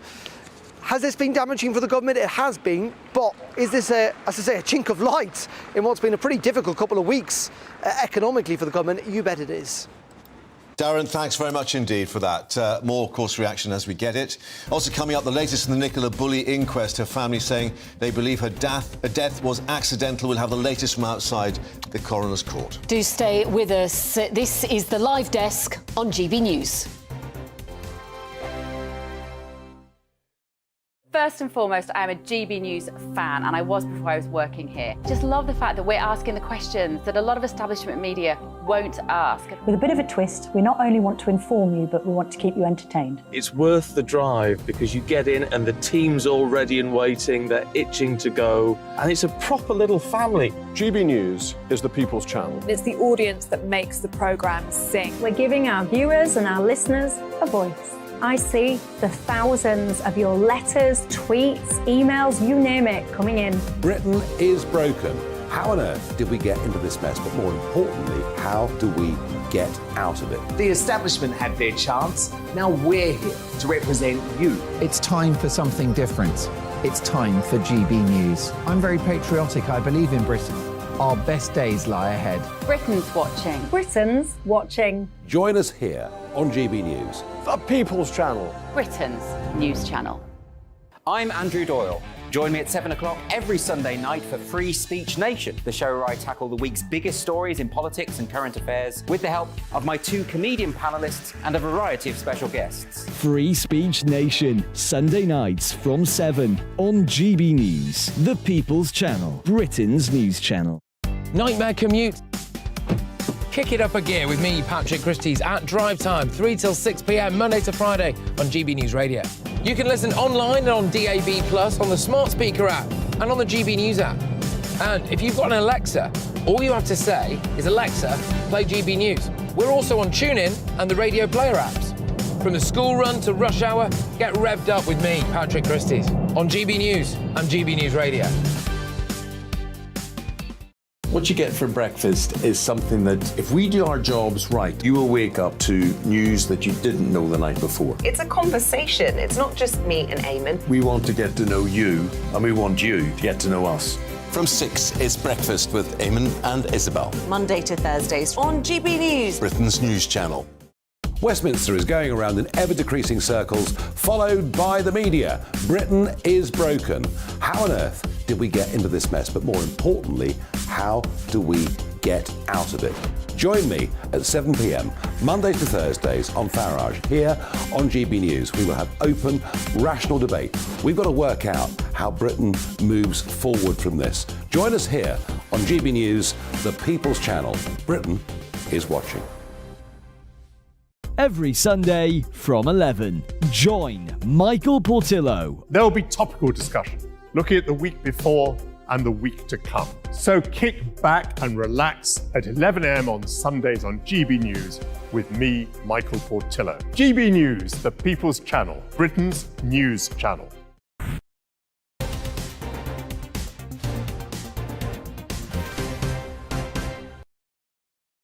And welcome back to the live desk, and let's update you on Nicola Bulley's inquest, with the family telling that hearing that her death was accidental in their view. The family's lawyer telling the inquest those details. Her partner also giving evidence, indeed breaking down as he did so. Well, Nicola, the mum, who of course went missing on that morning dog walk, alive when she fell into the river wire, according to the details heard by the coroner. Yeah, joining us for the latest is GB News Northwest reporter Sophie Reaper. Good afternoon to you, Sophie. We are expecting a police press conference shortly, I understand, but a very difficult few hours in court for Nicola's family. Absolutely, a highly emotional morning today, day 2 of this Nicola Bulley inquest, and we have now heard all of the evidence that we're going to be hearing. First, today we heard from mental health clinician Teresa Lewis-Levy. She was called to the Nicola Bulley's family home on the 10th of January, just 2.5 weeks before she initially went missing. Now, that call was made by Louise, Nicola's sister, when she became concerned for Nicola's well-being. When she arrived at the family home, Teresa said she noticed that Nicola did seem to be intoxicated and that she wasn't really up for having much of a conversation. However, she did also acknowledge that from her observations, she wasn't immediately concerned for Nicola's safety. We also heard this morning from Nicola's sister herself, Louise Cunningham. She was highly emotional throughout the entire process. She spoke about Willow, the family's dog, whom Nicola was walking when she first went missing. She told the inquest that Willow was like a third child to her sister. She said there's Willow unattended by choice. She just wouldn't do that. She also said that Nicola had never confided any kind of suicidal or self-harming thoughts in her. In fact, she said that the day before her sister went missing, they'd been planning a spa day together. She said, "I confirmed it, it was booked," but she never picked up the message. We also heard from Nicola's parents, Ernest and Dorothy Bulley. They, again, highly emotional, speaking about their beloved daughter. They'd been with Nikki the evening before she disappeared. She'd asked them to stay a little bit longer than they usually would at the family home to take care of their 2 daughters while she was on a work call. Upon their leaving, they said that they gave their daughter hugs and kisses, and then they left, not knowing, of course, that that would be the last time they would ever see Nicola. Now, as you say there, we're going to be having a police statement read out shortly, but first the coroner has gone out to make his deliberations, and in the next 30 minutes or so we're expecting him to return with exactly what his findings are. Sophie Reaper, thank you. We'll speak to you again very shortly. Thank you. That is the latest on the inquest into Nicola Bulley. Such a sad time for her family. Coming up, we're reporting on what many are calling an unreported housing crisis. Our economics editor will be in Manchester reporting on the desperate lack of social housing. First, though, your headlines here on GB News with Tamsin.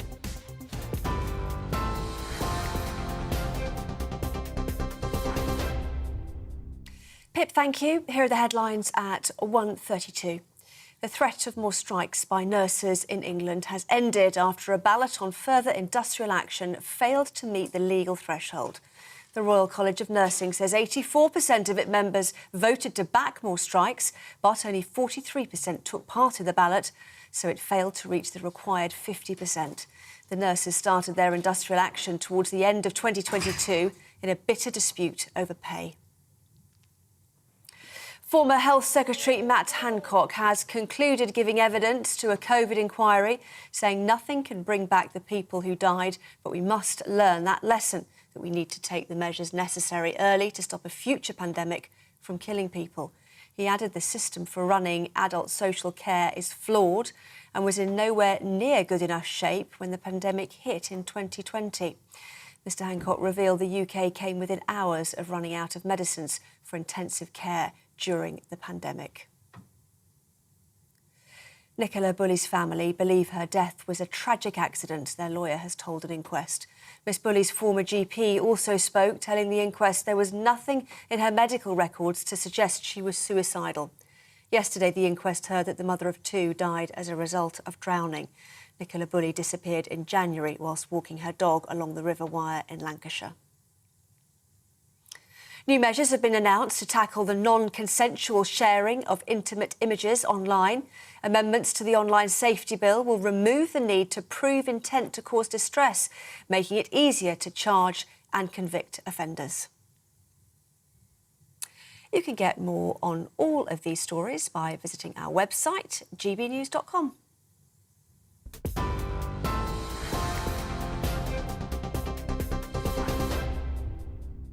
Direct Bullion sponsors the Finance Report on GB News for gold and silver investment.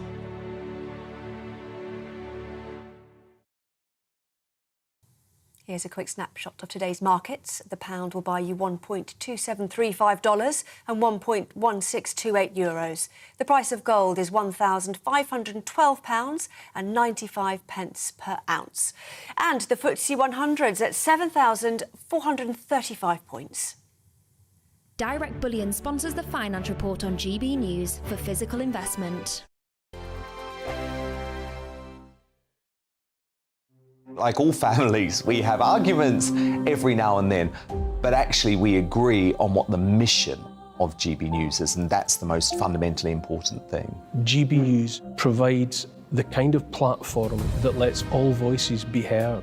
We don't hold back. We're free to say what we really think. Just because some people who live in a tiny little Westminster bubble think that their particular story is important, that's not the most important story for me. And often there will be difficult stories that you won't find on the establishment media. Because what people think in the north of England may be very different to what they're thinking in the home counties. We're going to carry on telling the world what life is really like for households up and down the UK. We love to be in your car, in your kitchen as you're having your breakfast. Whatever you're doing, you are part of the show. If it matters to you, it matters to us. Britain's watching. Britain's watching. Britain's watching. We're proud to be GB News, the People's Channel, Britain's news channel. Join me, Patrick Christie's Monday to Friday, 3 till 6. We tackle the day's news agenda like you've never seen before. It's high tempo, high octane, the most controversial topics and the best guests. You will not be able to take your eyes and ears off it. I'm not afraid to ask the questions that you really want answered. 3 till 6 p.m, Monday to Friday on GB News, the People's Channel, Britain's news channel. Join me, Camilla Tominey, on Sunday mornings from 9:30, taking the politicians to task and breaking out of SW1 to see how their decisions are affecting you across the UK. Bursting the Westminster bubble every Sunday morning, only on GB News, the People's Channel. Britain's watching. Join us every night on GB News at 11 p.m. for Headliners, which is 3 top comedians going through the next day's news stories, which is exactly what you need, because when the establishment has gone crazy, you need some craziness to make sense of it. So join us 11 p.m. every night on GB News, the People's Channel, Britain's news channel. Hi, I'm Dan Wootton. You can watch me live on GB News Monday to Thursday from 9 p.m. And did you know that you can also watch and listen live on our website, gbnews.com. You'll always be up to date on the latest breaking news, as well as enjoying the best stories, opinions and shows. You can even join the debate under our live player as you're watching. So head straight to gbnews.com on TV, radio and online. GB News, Britain's news channel. So Jubes and Kerr, we tackle the issues of the day with real robust debate, both sides of the fence, battling it out with me in the middle with my forthright opinions and views. And often really interesting things happen because you start with a position and then by the end of the debate you find actually, well, I might not have thought about that one. What we need in this country is 2 new political parties. You should maybe think about doing a 2024 calendar. I'm Michelle Dewberry and I'm keeping you company right through until 7 o'clock this evening. GB News, the People's Channel, Britain's watching.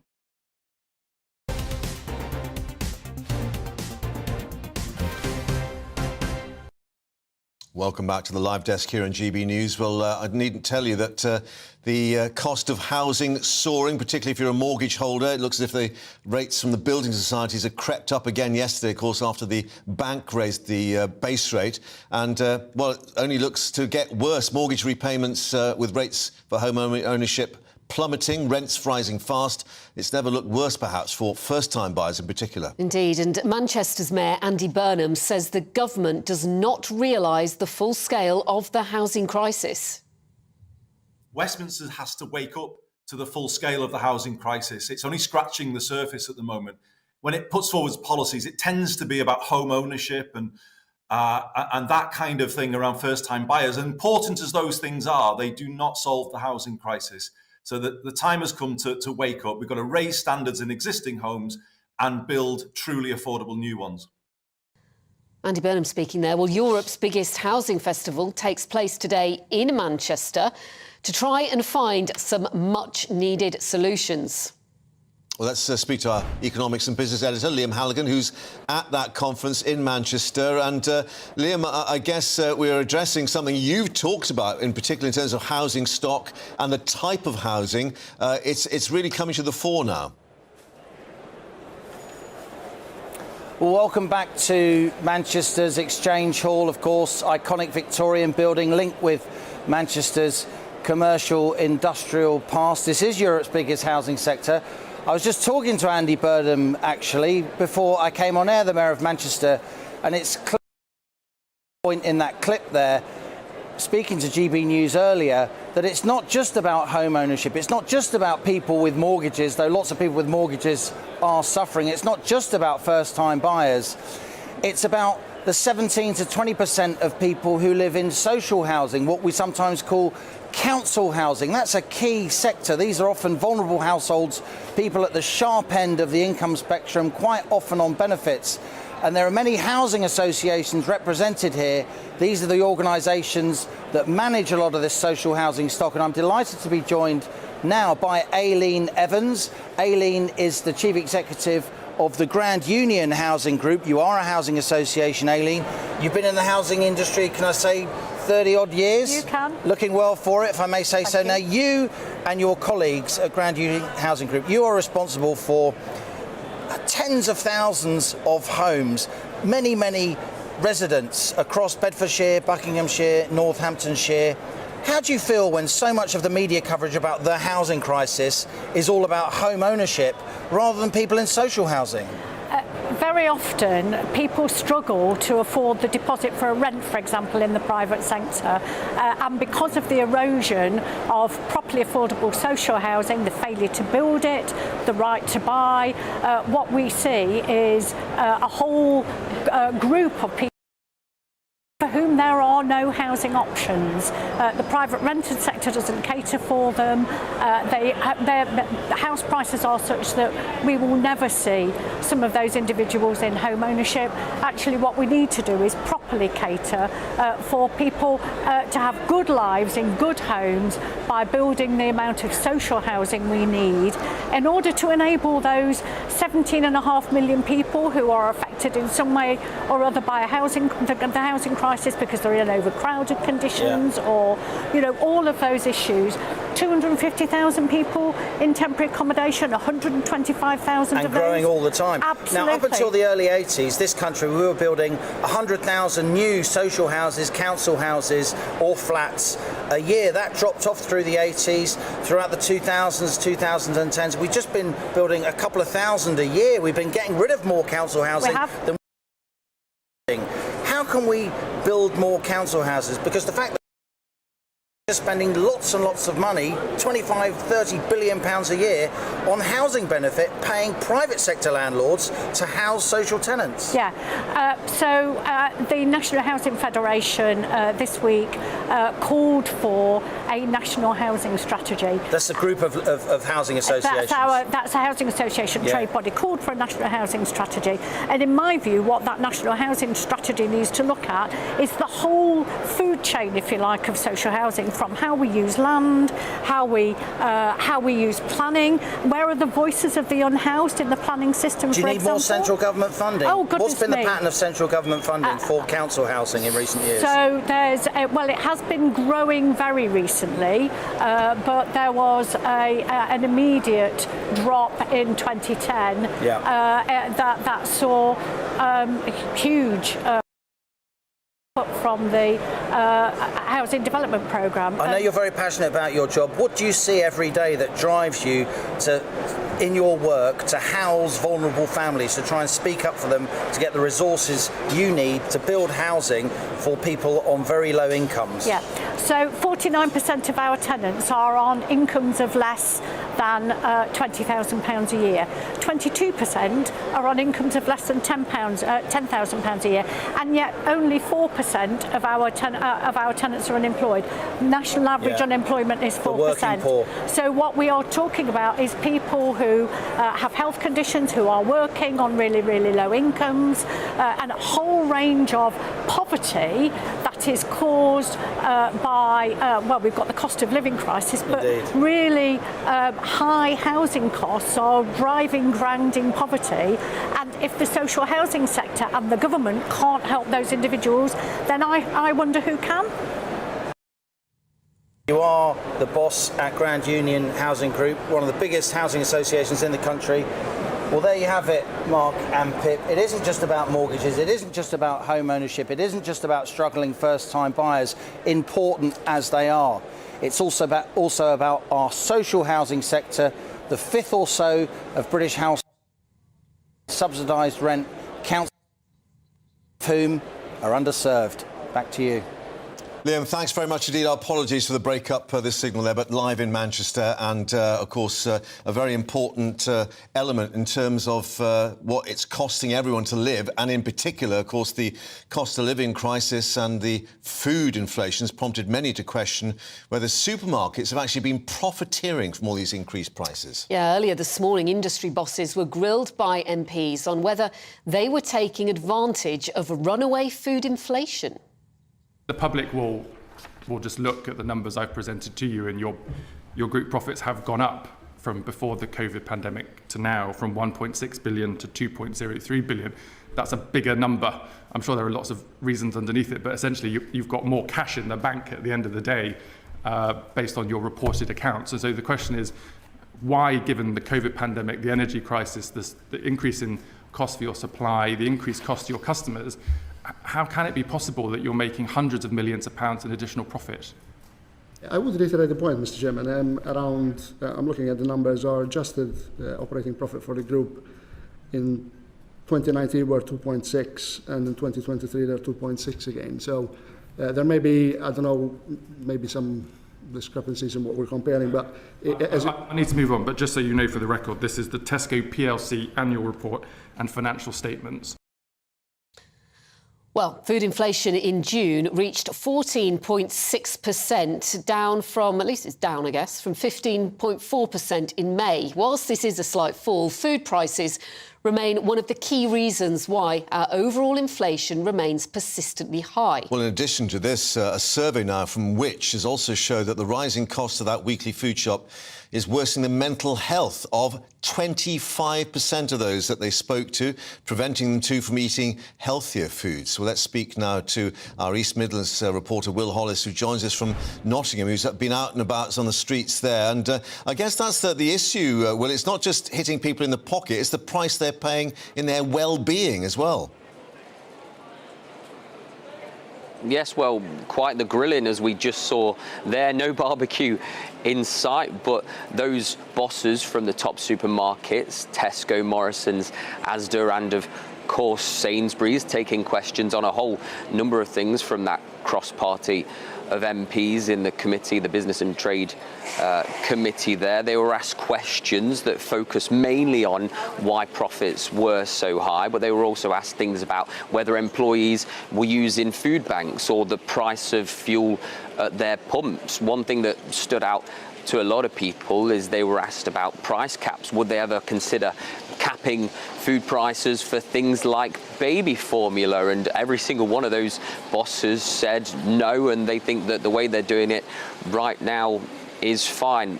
This has been going on for a little while. Why are food prices so high in supermarkets when wholesale prices and energy costs have been coming down? One thing that was referenced by those MPs was Sharon Graham, the head of Unite. She accused recently supermarket bosses of engaging in a grotesque display of profiteering. Now, when that was raised, the supermarket bosses said that they're the most competitive they've ever been, and they're trying to find ways to lower prices. And we have seen now that food inflation is coming down. This is new figures from the British Retail Consortium, the Shop Prices Index that was released today, showing that food inflation is starting to come down. Fresh food inflation coming down by about 2% compared to last month. So that's on things like milk, eggs and cheese. And the chief executive of the BRC, Helen Dickinson, said that households will welcome the easing of shop price inflation, and that food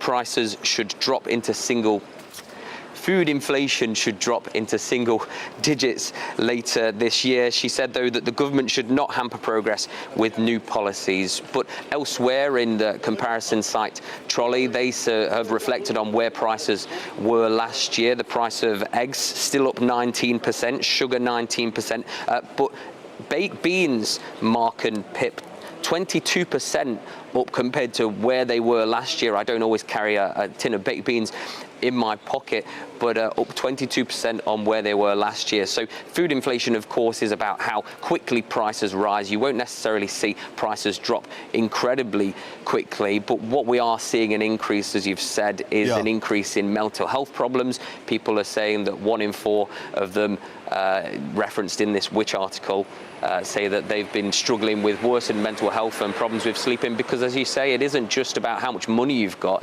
it's about how the capacity that you have to deal with these issues, how much of that you have as well. Well, I would keep hold of that tin of beans. It could be an appreciating asset in the future. Who knows? It only takes 2 minutes in the microwave, Will.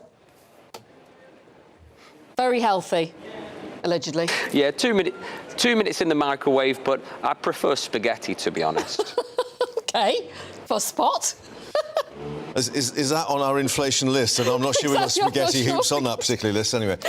Thank you very much for that update there in Nottingham. Now, let's reflect on this pretty savage report in terms of the state of cricket, an independent report into the English and Welsh cricket situation, concluding racism, sexism, elitism, even class distinction, all remaining rife in the sport. Yeah, this follows a 2-year investigation by the Independent Commission for Equity in Cricket, which also found that many of those who experience discrimination do not report it due to a distrust in cricket authorities.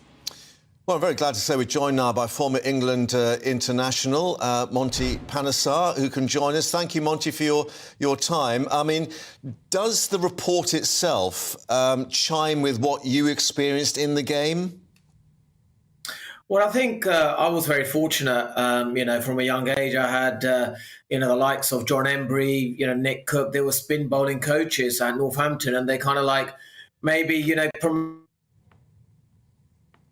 So, I was obviously very lucky. I'm sort of met the right people at the right time. But then, my case probably doesn't really highlight what other British Asian people and obviously from other ethnic minorities, the discrimination that they face in cricket. And unfortunately, this is a real big sort of, shocking report that I think the ECB need to sort of get their act together and as an organisation need to do more, especially at state school level, to get, the gifted cricketers to come through the system. Well, you've touched on something interesting there. You say the state school system. Of course, there's been much focus on how cricketers come through. And, you know, there is that public school ethos that, and we still have had the Eton and Harrow game at Lord's and so on, and therefore it may have been skewed in terms of the sort of socio-economic makeup of cricket. Yeah, look, the thing is, right, you know, the privileged background you have when you go to Eton or Harrow, you know, you get fantastic facilities, good coaches, your environment is there to set you up to actually, you know, to become a professional cricketer if you have the talent. But at state school level, you know, especially in the urban inner city areas, the facilities are not really there. Buying cricket equipment can be very expensive. So over the next 12 months, I think the ECB I think they're going to spend at least £4 to £5 million to develop these kind of programs to make it much more easier for any state school cricketers, boy or a girl, to come through the system, but also, you know, to make it accessible, you know, to these sort of social class people, because cricket needs to be inclusive. It can't just be, you know, a sort of upper class sport and opportunities given to them. It's got to be given to everyone. Monty, do you like watching women's cricket? I absolutely love it. Yeah, I watched the Test match. You know, so do you think, therefore, that you know, England women's team, for example, should be able to play a Test at Lord's, the home of cricket? They've never done that. Yeah, that's a really good point. And I think that's one of the areas where they need to get more, you know, opportunities, equal opportunities for women and men's, you know, and a Lord's home Test match hasn't been played. That should be definitely something that the ECB should look into doing. And also pay as well, you know. I think the pay gap is massive between men's and women's sport. Yeah. So I think women should get closer to that equal pay and equal opportunities, because, you know, them sort of past stereotype sort of, you know, knowledges about women can't play sport and, you know, they shouldn't be allowed to. I think we've moved on from that now. You know, the 100 has been a huge success for the women's game. And we saw this Test match recently against Australia at Nottingham, what was a fantastic, you know, advert for cricket for women's game. So, yeah, you know, women should be equal as men when it comes to playing sport and in cricket as well. And did you feel, Monty, very quickly, that you could complain if you had an issue?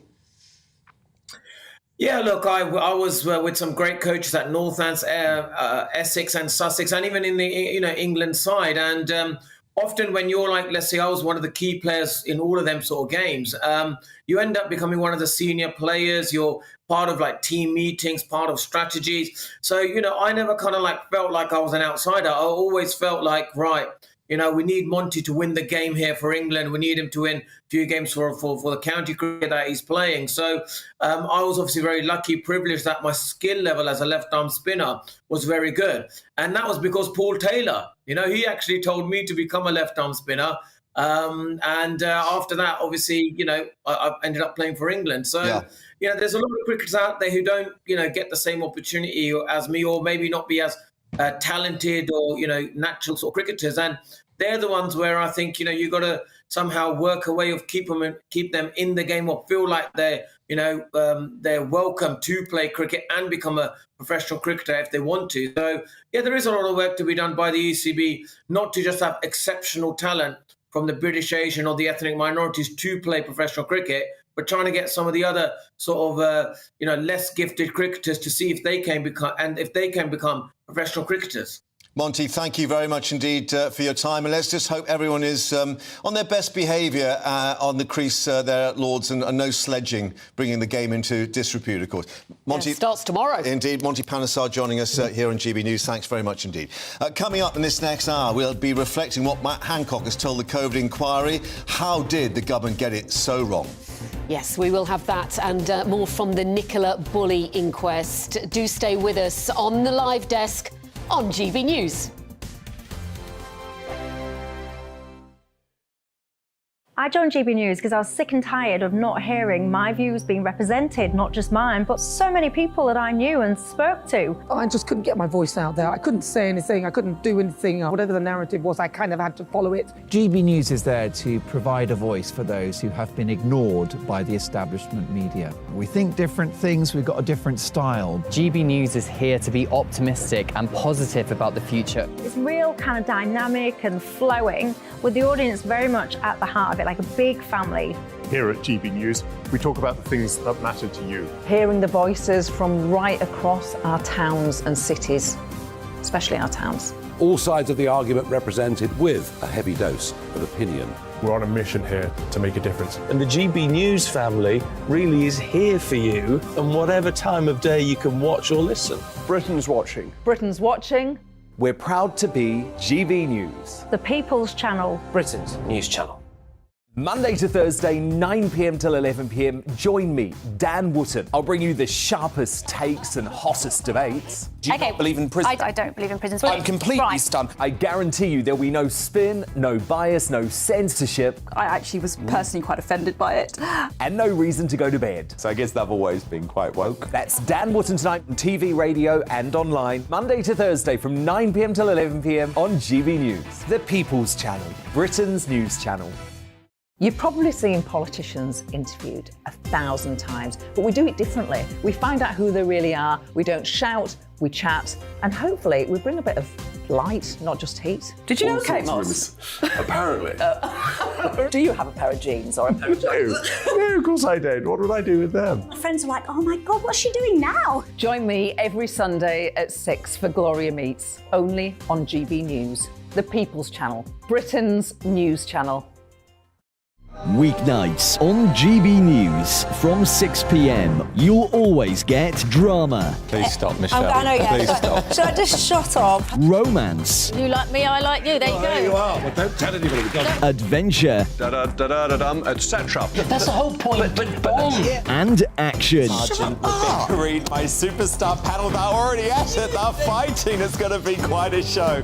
Only on GB News. Britain's watching.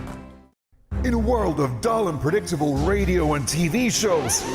Oh, hi. On Mark Dolan tonight, we've got big guests. We drill into the big stories of the day. The show adds up to a brilliant listening and viewing experience. Mark Dolan Tonight is the most entertaining current affairs show ever, and that's a fact. That's Mark Dolan Tonight, Friday, Saturday and Sunday from 9. Only on GB News, Britain's news channel.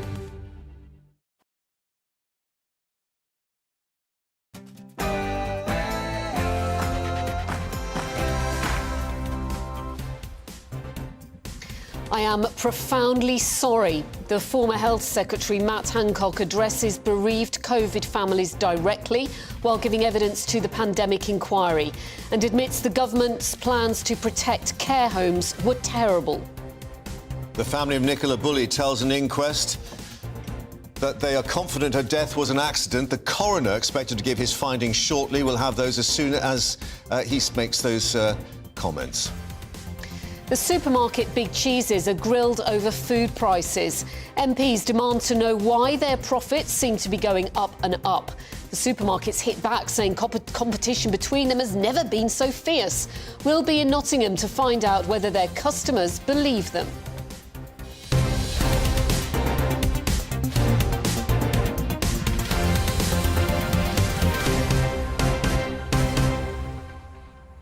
And why it's just not cricket, perhaps. Why do Eton and Harrow play at Lord's every year while the women's team have to play a test match or can't at the home of cricket? We'll be discussing that with a local cricket club. That major report concluding racism and sexism is spread throughout that game. First, the headlines with Tamsin.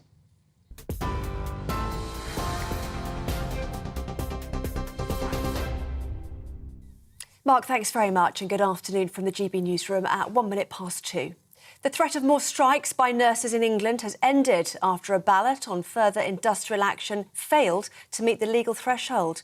The Royal College of Nursing says 84% of its members voted to back more strikes, but only 43% took part in the ballot, so it failed to reach the required 50%. The nurses started their industrial action towards the end of 2022 in a bitter dispute over pay.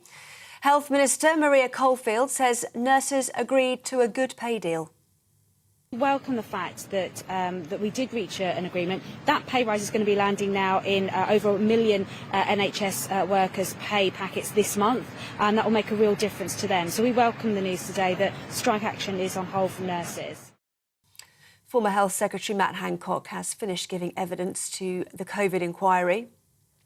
He told the counsellor to the inquiry, nothing can bring back the people who died, but that we need to take the measures necessary and early to stop a future pandemic from killing people. He added that the system for running adult social care is flawed and was in nowhere near good enough shape when the pandemic hit in 2022. He also revealed the UK came within hours of running out of medicines for intensive care during the pandemic. He told the investigation he was wrong to think the UK was prepared.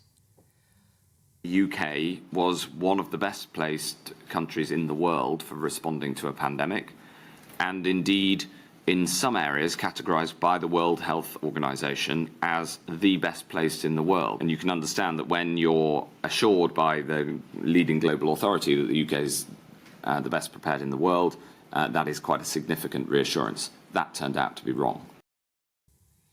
Nicola Bulley's family believe her death was a tragic accident, their lawyer has told an inquest. Miss Bulley's former GP also spoke, telling the inquest there was nothing in her medical records to suggest she was suicidal. Yesterday, the inquest heard that the mother of two died as a result of drowning. Nicola Bulley disappeared in January whilst walking her dog along the River Wire in Lancashire. Boris Johnson's actions in the lead-up to his Daily Mail job announcement show an urgent need to reform, according to a watchdog. The Advisory Committee on Business Appointments says the former Prime Minister told them about the new position only 30 minutes before he announced it on Twitter. But the rules state former ministers should neither announce nor take up jobs before receiving advice from the committee. Senior executives from Tesco, Asda, Sainsbury's and Morrisons have been questioned by MPs over rising food prices. Food inflation has eased for a second month as supermarkets cut the price of some household staples, including milk, cheese and eggs. Figures from the British Retail Consortium show that shop price inflation overall slowed to 8.4% in June, down from 9% in May. It says if the current situation continues, it should drop to single digits later this year. New measures have been announced to tackle the non-consensual sharing of intimate images online. Amendments to the Online Safety Bill will remove the need to prove intent to cause distress, making it easier to charge and convict offenders. Those found guilty could face up to 6 months in prison, and if the intent to distress is proved, a maximum of 2 years in custody. The Kremlin says Vladimir Putin's position is not shaken by mutiny. His comments come as the president of Belarus offered the Wagner Group founder, Yevgeny Prigozhin, a relocation to the country in a deal to end the rebellion launched on Saturday. President Putin made a public appearance praising Russian troops for stopping the coup attempt. Putin also announced he'll launch an investigation into how the money that was paid to Wagner and its founder was spent. Racism, sexism and elitism are widespread in English and Welsh cricket, according to a damning report. The Independent Commission for Equity in Cricket collected evidence from more than 4,000 people and found that racism remains entrenched in the sport and that women routinely encounter sexism and misogyny. The ICEC has made 44 recommendations for the England and Wales Cricket Board. The chair of the ECB has apologised and has called for a reset in the game. That's all from me for now. Now it's back to Mark and Pip.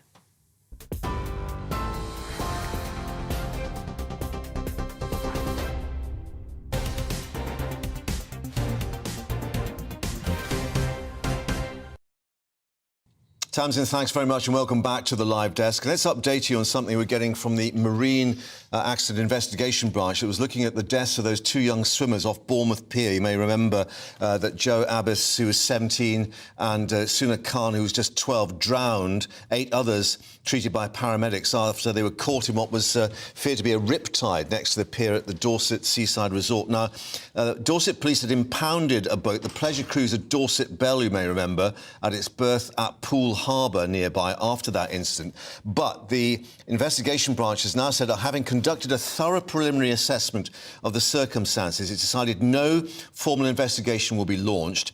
A truly tragic accident, they say, but our understanding is it did not involve a vessel and therefore is not something the branch would investigate. Indeed, a man in his 40s, of course, who police said was in the water at the time, was arrested on suspicion of manslaughter, but later released under investigation. An inquest into the deaths opened at Bournemouth Town Hall early this month. They were part of a group of people thought to have been caught in this riptide near the pier, but we'll get more on that, of course, as it comes through. Yeah, well, we've been following very closely the COVID inquiry where former Health Secretary Matt Hancock has been speaking. He finished facing the COVID inquiry an hour or so ago, and he concluded his evidence saying that nothing can bring back those who died, but we must learn that the lesson that we need to take measures, necessary measures early to stop a future pandemic from killing people. Well, he also issued what he said was a profound apology for every death caused by COVID. Let's get more with our Deputy Political Editor, Tom Harwood, who's outside the inquiry, as, of course, were many bereaved relatives and families, Tom. And they will be looking at what's quite a sobering assessment and conclusion by Matt Hancock, that they got it completely wrong. Yes, I think that there is actually quite a lot that the COVID Bereaved Families for Justice group, which is sort of this activist group representing many of those families, there's a lot that they will agree with in the testimony of Matt Hancock today, particularly when looking to the future, what the United Kingdom should prepare for going forwards, the legal framework that should be in place to catch another pandemic early if and when it comes. But also, I have to say, there were other groups here as well. Someone dressed as a Grim Reaper. There were anti-vaccine protesters as well. There were a throng of different people, all with their own things to shout at Matt Hancock as he left the building behind me around 30 minutes ago. But clearly, he came here today to the inquiry with one message. This was about the preparedness of the United Kingdom in the run-up to the pandemic. That's what this first stage of the inquiry is all about. And what Mr. Hancock was saying today was perhaps slightly different from what we were hearing from people last week. The received wisdom, as it has become perhaps, is that we prepared for the wrong pandemic. We had great plans in place if it had been flu, but it turned out to be coronavirus and therefore our plans were terrible. That is not the view of Matt Hancock. What he says is, had our plans been in place and had we been struck by a flu pandemic, we would also be poorly prepared. It would also be very, very bad for the country with high levels of mortality and all the rest of it. What he was saying is the whole sort of mindset, the structure of how we think about pandemic preparedness was wrong, not just in this country, but also across the world. He pointed to international studies that ranked the United Kingdom as one of the best, if not the best place in terms of pandemic preparedness as recently as 2019. And his argument is that organisations like the WHO, which, for example, advised against international border closures in the event of a pandemic, something that now to us today seems completely bizarre. His argument was that that entire framework, that entire mindset in which officials in many countries across the West operated was fundamentally flawed. And that is a more profound issue than who attended what meeting or whether or not resources were divvied up in a specific way. If those deck chairs are being moved, the Titanic is still sinking, to use a very poor metaphor. And when Matt Hancock left the inquiry, was he confronted by quite a few people, Tom? You mentioned the Grim Reaper there. He was actually the gentleman that we were talking to earlier on, Charlie Persinger, who obviously has certain feelings towards Matt Hancock. I think he did actually shout very sarcastically at him as he left. Yes, lots of shouts from lots of groups, but I have to say Matt Hancock stepped just down those steps behind me and straight into a car. He was sort of outside for a sum total of 15 seconds. I'm not sure how much of it actually got through. There certainly wasn't any exchange there. He sort of looked straight ahead, got in the car and drove off. But the sense of passion, I suppose, from people around us here in the sort of media area was very, very strong. You could see lots of people being very quite angry, and indeed earlier on this morning one woman was arrested because she was shouting so much and the police told her to stop. She started swearing. They said, if you continue to swear, we'll arrest you, and she swore at them some more. So clearly a lot of passion and a lot of feeling around this issue, and of course it was the dominant story for 2 years of all of our lives. This is a profound moment for people to consider all of the ways in which they were impacted. And of course, the issue being as well, Tom, that they want to learn lessons from this inquiry to ensure that this doesn't happen again. But it's interesting that Hancock was also observing that it was the World Health Organization that had assessed the UK preparation plans as actually being, quite well placed, that we had perhaps got defences in place. Well, this is precisely the argument that he was making.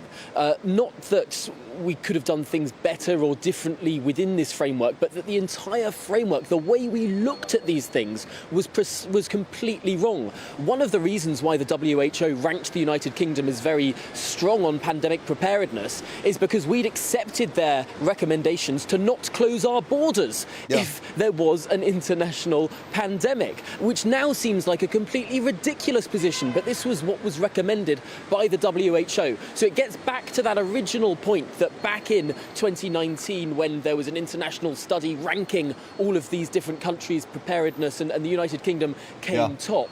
Back then, no one in the West even considered that governments would issue stay-at-home orders and the like. It just wasn't part of the thinking or the assessment. Indeed. And we should just add, Tom, that Matt Hancock was quizzed for some 3 hours earlier.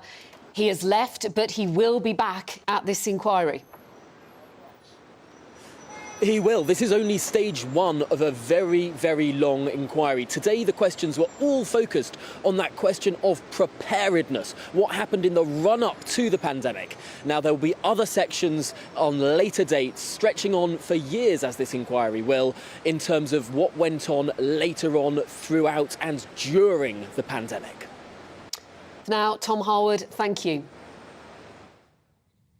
Prince William is continuing his tour of Britain, unveiling 6 locations chosen to become blueprints for his new project, Homewards. Well, yesterday, of course, he visited Lambeth in South London, then down to Bournemouth on the South Coast and Newport too, to launch what is a 5-year campaign to prove that homelessness can be ended. Our royal correspondent Cameron Walker has all the details for us. I first visited a homeless shelter when I was 11 with my mother. The visits we made together left a deep and lasting impression. 5 years, 6 locations, 1 dream. A personal commitment to make homelessness rare, brief and unrepeated. Homewards, launched by Prince William yesterday, supports communities across the UK selected to become blueprints for solutions to end homelessness. One such blueprint will be formed in Lambeth, bringing together local charities, experts and advocates to create a tailor-made solution to support those needing a home. His Royal Highness visited Mosaic Clubhouse, which treats mental health patients as members, focusing on their strengths rather than their weaknesses. The Prince wanted to spotlight the link between poor mental health and homelessness. It doesn't take much for a trauma around mental health to lead to other catastrophes in life, which can lead to homelessness. If you have a relationship breakdown, and that can be followed by loss of a job, you can very quickly find yourself without a home as well. 43-year-old Paul experienced homelessness when he was younger. Poor mental health meant he ended up in hospital. He thinks ending up homeless made his mental health worse. When I was younger, in stages where I was homeless and that sort of thing, everything just gets so overwhelming and everything that you just can't function properly and everything and that. So when there's services like this, even if you are in a position of still being homeless, a lot of weight is lifted. Prince William's conceded ending homelessness is a big challenge. An estimated 300,000 people are either sleeping rough, sofa surfing or stuck in temporary accommodation. And critics of the monarchy point out the future king's enormous wealth and privilege. Those close to the Prince of Wales insist he's aware of how fortunate he is, which is why he's using his public platform to promote lasting change to help end homelessness. Much better, some believe, than others. If a politician says something, it's like in one ear and out the other sort of thing. But if someone like your future king is saying something, I think people take that a lot more to heart and serious. The Prince of Wales also visited Bournemouth yesterday, highlighting how empowering people with skills can help them get a job, and Newport, where he saw an example of a community delivering long-term settled housing. Today, His Royal Highness continues his tour of the UK, visiting 3 more locations committed to tackling homelessness in their area. Cameron Walker, GB News, London. We'll keep updating you on that particular initiative by the Prince of Wales. Now, do you fancy getting Harry Kane in your team?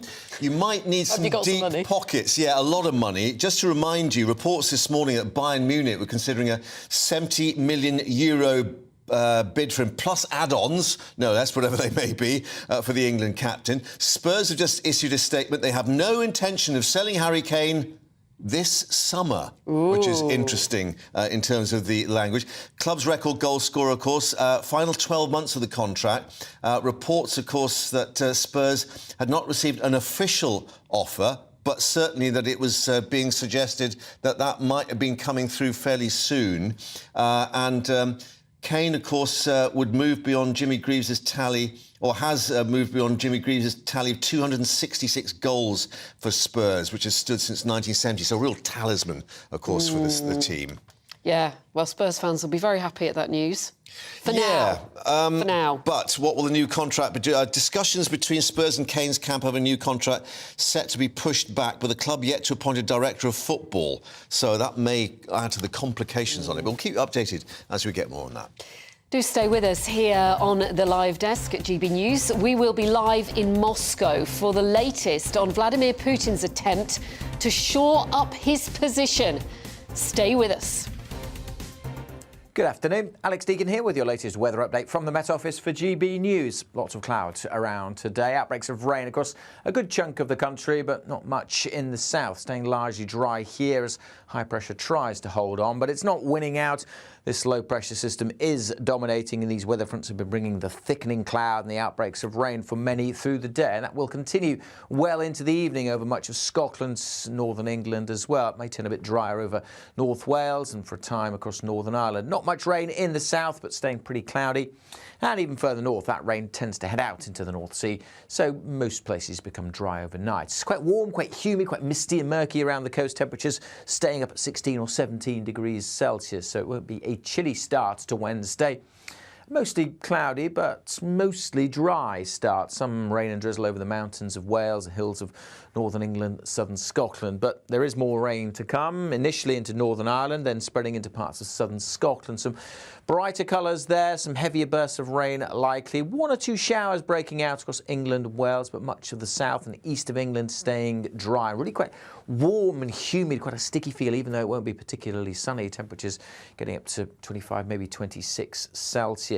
It will start to turn fresher as this rain pulls away from the northwest, but that rain could turn pretty heavy. Some thunderstorms possible for a time over northern England, eastern Scotland and the Midlands during Wednesday evening, before again heading out into the North Sea. Then we could see some rain, though, some perhaps welcome rain across East Anglia and the southeast during Thursday morning. Some uncertainty about when that will clear away, but it could be a bit of a wet morning here, certainly, and it may linger into the afternoon across the far east.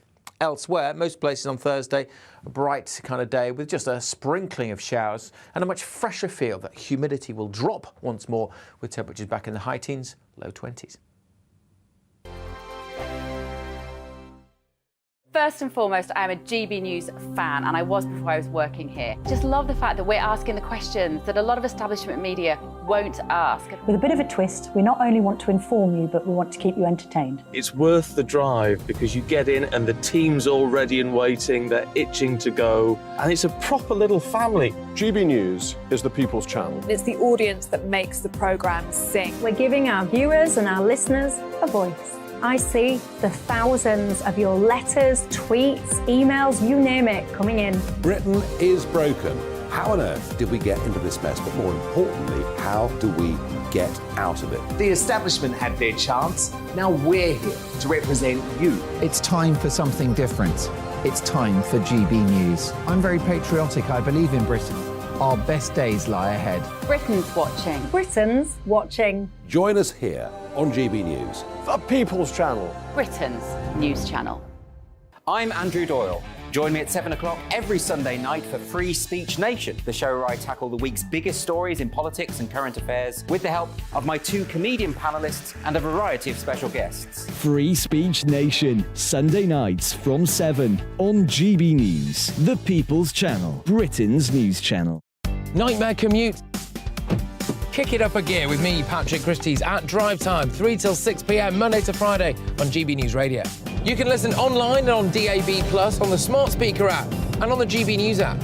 And if you've got an Alexa, all you have to say is, Alexa, play GB News. We're also on TuneIn and the Radio Player apps. From the school run to rush hour, get revved up with me, Patrick Christie's, on GB News and GB News Radio.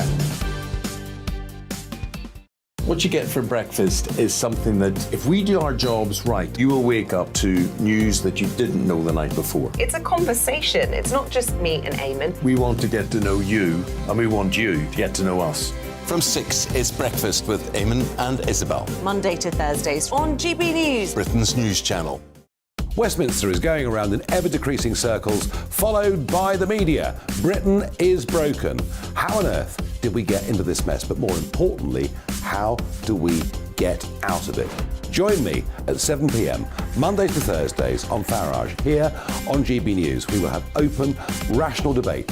We've got to work out how Britain moves forward from this. Join us here on GB News, the People's Channel. Britain is watching.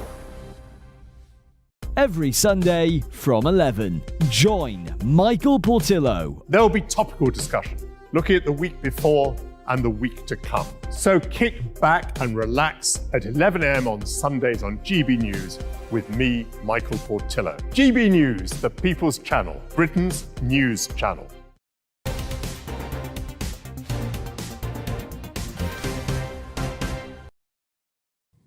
Welcome back to the live desk on GB News. Vladimir Putin has spoken again, thanking his security services for preventing civil war in Russia, while the Kremlin insists that Putin's position has not been shaken by the mutiny. He's really trying to protect his reputation at the moment. Yeah, the Kremlin claiming, too, they're unaware of Prigozhin's whereabouts, despite a jet registered to the Wagner Group landing in Minsk earlier, an Embraer Legacy 600, no less, a very expensive executive jet. Reports circulating, too, that the mercenary group chief may be housed in a hotel room now with no windows, which may be a sensible precaution. But Belarus's President Lukashenko ordering his army to be at full combat readiness. Yeah, let's get the latest with our reporter, Paul Hawkins. Putin, in the last few minutes, has just been speaking again. Yeah, this time he's behind a desk talking to officials. Prior to that, this morning, he was on the steps in front of 2,500 military personnel, security services, National Guard of Honour, etc. And then, of course, we had him speaking last night. This is him getting out there and repeatedly trying to reassure. I think we can see him now. There he is. Those are the latest pictures. This is the latest pictures. He said, "You've stopped a civil war," or this is earlier, I should say. He said, "You stopped civil war." Called for a minute's silence to one of the Air Force pilots who were killed in that mutiny. In this speech that we're seeing now, he's talked about Russia has always respected the Wagner group of fighters for their huge amount of heroism, but in the same breath, Wagner forces never had the support of the army or the people. And interestingly, he mentions that the Wagner group was entirely financed by the Russian state. He even gives some figures during this speech, saying that in the year to May this year, the state paid the Wagner company $1 billion. That's 785. I thought you were going to give us the figures in rubles there. So, it was 86,262 000 rubles. Sounds more impressive, doesn't it? But it's interesting, isn't it, that, you know, we've got a bit of a war of PR going on now in terms of Putin being seen to be back in charge and indicating that no, Wagner is no longer a threat. Yeah, and interestingly, in that speech, he said not only this is how much the Russian state has given the Wagner group, but at the same time... Oh, by the way, Prigozhin also made roughly that same amount of money from his catering firm over the year. By the way, I'll just drop that in. That's quite a hot dog stall, isn't it? Yes, yes, he dropped that little hot dog in, as we should say. But no, this is about trying to re-establish Putin's authority and re-establish his reputation as the strong man of Russia. Yeah, and also, you know, we saw in those pictures at the weekend that Prigozhin, he did appear to have quite a lot of support. So is Putin therefore not saying, you've got to support me? Because you could have had him, and it could have been worse. Well, he's saying, you don't know what you're getting with him. With me, you've had 20 years of strength, stability, you know, from the strong man of Russia. You don't know what you'd get with him. I've also been reading reports of Telegram chats amongst the relatives of the Wagner fighters that have been killed. And we know they've lost a lot of fighters in the first sort of 6-7 months of this year, especially when they were trying to take the town of Bakhmut. One woman wrote, they were simply betrayed. This is talking about what happened on Saturday when the fighters, the Wagner fighters, followed Prigozhin towards Moscow, and then he abruptly said, I'm going to Minsk, everyone back in the barracks. They were simply betrayed, one woman wrote. I trusted Prigozhin, but what he did is dishonourable. He shouldn't have done this. This is pure betrayal. So if this is true, I mean, and this is only a flavour of how they're feeling, but the Wagner fighters potentially thinking, hang on a second, we were willing to follow Prigozhin all the way. Yeah. He's now gone to Minsk, and we're left to carry on fighting in the war. And Ukraine will now be trying to assess what threat they've got on their northern border with the situation there in Belarus, because Lukashenko clearly has been very close to Putin. They now have Prigozhin there as well. Does that mean that there is an increased threat to Ukraine from the north? Well, the Western security services, their assessment is that there isn't at the moment, from what they can tell. But of course, they'll be on alert for anything that may happen there. We know that there has been the constant threat. It has risen and fallen, but it hasn't been the constant threat of Russian troops entering Ukraine from the north, from Belarus. Which is what they did to head to Kyiv originally, of course. So it started. Yeah. So that threat has been there. Let's just bring in Russian journalist Alexei Virologist, who joins us now from Red Square in Moscow. Good to see you this afternoon. I hope we can see you. There you are. Good to see you, Alexei. Just tell me, how is Russian state reporting all this at the moment? Because it does sound like they want to put all this attempted coup to bed now. Nothing happened here. Well, you can't ignore that it did happen, but certainly we are trying to nivellate the ramifications of the attempted coup. Earlier today, Vladimir Putin, he spoke to his troops here in the Kremlin, and obviously I think that was his attempt to reassure the Russian citizens. And it was also his attempt to respond to some accusations that basically there was no one there to protect him. So he thanked his servicemen for their coordinated efforts, for their readiness to defend the regime. And an interesting thing, it was the first time the Russian president publicly admitted that there were indeed Russian pilots killed during this rebellion. So yeah, well, there is no easy way to get over that, but the Russian authorities are trying to do everything to make us feel safe again. And does this attempted PR campaign by Putin appear to be working today? Well, since most Russians are actually getting their information not from Telegram channels, not from social media, but from Russian state media, from TV, basically, they mostly believe what they're told. So of course it does seem to work. At the same time, younger people, they do get their information from Telegram channels, and then there is a lot of anxiety for, but we will. Oh, signal's just slightly breaking up there. I don't know whether we can fix that. Do you want to try again, Mark? Yeah, Alexei, let's ask you about the situation with Prigozhin, because clearly the Kremlin spokesman earlier saying they had no idea of his whereabouts, yet we got these international reports he has landed in Minsk. What's the assessment as what he's going to do there, and whether he could actually perhaps pose some threat to Ukraine from the north? Yeah, there has been no official confirmation on whereabouts Mr. Prigozhin right now, but indeed we did track his jet. First he went to St. Petersburg, and then from St. Petersburg he did leave to Belarus. So we would assume he is in Minsk right now. Belarusian President Alexander Lukashenko, he spoke today saying that basically there is no threat from Wagner troops, if and when they arrive to Belarus. There is actually a lot we can learn from them, she said. He said that they have a lot of combat experience, and this is something they can definitely learn to improve their military. Also, we have been receiving information from unofficial sources that a military camp is being built for Wagner troops in Belarus, a military camp that can accommodate some 8,000 troops. So can there be any developments on the Ukrainian fronts, considering that Wagner troops will be in Belarus? I think we are about to see soon. Another interesting topic. Yesterday, Vladimir Putin addressed the nation, and Kremlin spokesperson Dmitry Peskov, he said this address would define the future of Russia. Although nothing special was said in Putin's speech. Maybe we should read between the lines, because we also expected an address of Belarusian President Alexander Lukashenko at the same time. Instead, he just decided to answer some journalists' questions today without giving an address. Maybe we will be. I think we should be expecting some more news from both presidents in the near future on how this special military operation in Ukraine will develop. Which they're still calling it, of course. Alexei, thank you very much for updating us there from Red Square, in the heart of Moscow. Thanks for your time. Stay with us here on the live desk. When we come back, the view from the boundary. We are live at a local cricket club as a new report says racism and sexism are widespread within the game. First, here's your headlines with Tamsin.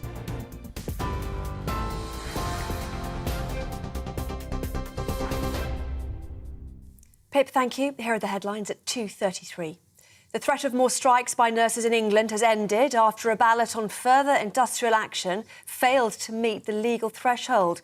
The Royal College of Nursing says 84% of its members voted to back more strikes, but only 43% took part in the ballot, so it failed to reach the required 50%. The nurses began their industrial action towards the end of 2022 in a bitter dispute over pay. Former Health Secretary Matt Hancock has told the COVID-19 inquiry that nothing can bring back the people who died, but that the government needs to take the measures necessary and early to stop a future pandemic from killing people. He added that the system for running adult social care is flawed and was in nowhere near good enough shape when the pandemic hit in 2020. He also revealed the UK came within hours of running out of medicines for intensive care during the pandemic. Nicola Bulley's family believe her death was a tragic accident.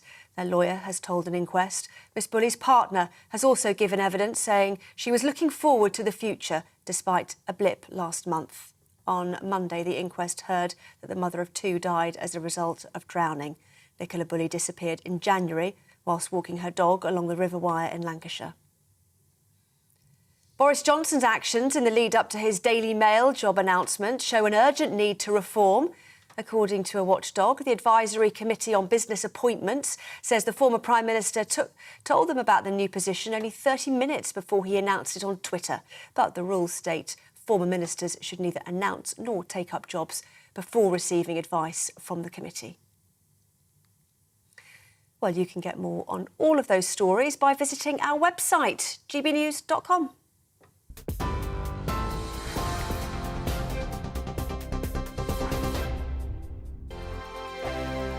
Like all families, we have arguments every now and then, but actually we agree on what the mission of GB News is, and that's the most fundamentally important thing. GB News provides the kind of platform that lets all voices be heard. We don't hold back. We're free to say what we really think. Just because some people who live in a tiny little Westminster bubble think that their particular story is important, that's not the most important story for me. And often they will be difficult stories that you won't find on the establishment media. Because what people think in the north of England may be very different to what they're thinking in the home counties. We're going to carry on telling the world what life is really like for households up and down the UK. We love to be in your car, in your kitchen as you're having your breakfast. Whatever you're doing, you are part of the show. If it matters to you, it matters to us. Britain's watching. Britain's watching. Britain's watching. We're proud to be GB News, the People's Channel, Britain's news channel. Join me, Patrick Christie's, Monday to Friday, 3 till 6. We tackle the day's news agenda like you've never seen before. It's high tempo, high octane, the most controversial topics, and the best guests. You will not be able to take your eyes and ears off it. I'm not afraid to ask the questions that you really want answered. 3 till 6 p.m, Monday to Friday on GB News, the People's Channel, Britain's news channel. Join me, Camilla Tominey, on Sunday mornings from 9:30, taking the politicians to task and breaking out of SW1 to see how their decisions are affecting you across the UK. Bursting the Westminster bubble every Sunday morning, only on GB News, the People's Channel. Britain's watching. Join us every night on GB News at 11 p.m. for Headliners, which is 3 top comedians going through the next day's news stories, which is exactly what you need, because when the establishment has gone crazy, you need some craziness to make sense of it. So join us 11 p.m. every night on GB News, the People's Channel, Britain's news channel. Hi, I'm Dan Wootton. You can watch me live on GB News Monday to Thursday from 9 p.m. And did you know that you can also watch and listen live on our website, gbnews.com. You'll always be up to date on the latest breaking news, as well as enjoying the best stories, opinions and shows. You can even join the debate under our live player as you're watching. So head straight to gbnews.com on TV, radio and online. GB News, Britain's news channel. So Jubes and Kerr, we tackle the issues of the day with real robust debate, both sides of the fence, battling it out with me in the middle with my forthright opinions and views. And often really interesting things happen because you start with a position and then by the end of the debate you find actually, well, I might not have thought about that one. What we need in this country is 2 new political parties. You should maybe think about doing a 2024 calendar. I'm Michelle Dewberry and I'm keeping you company right through until 7 o'clock this evening. GB News, the People's Channel, Britain's watching.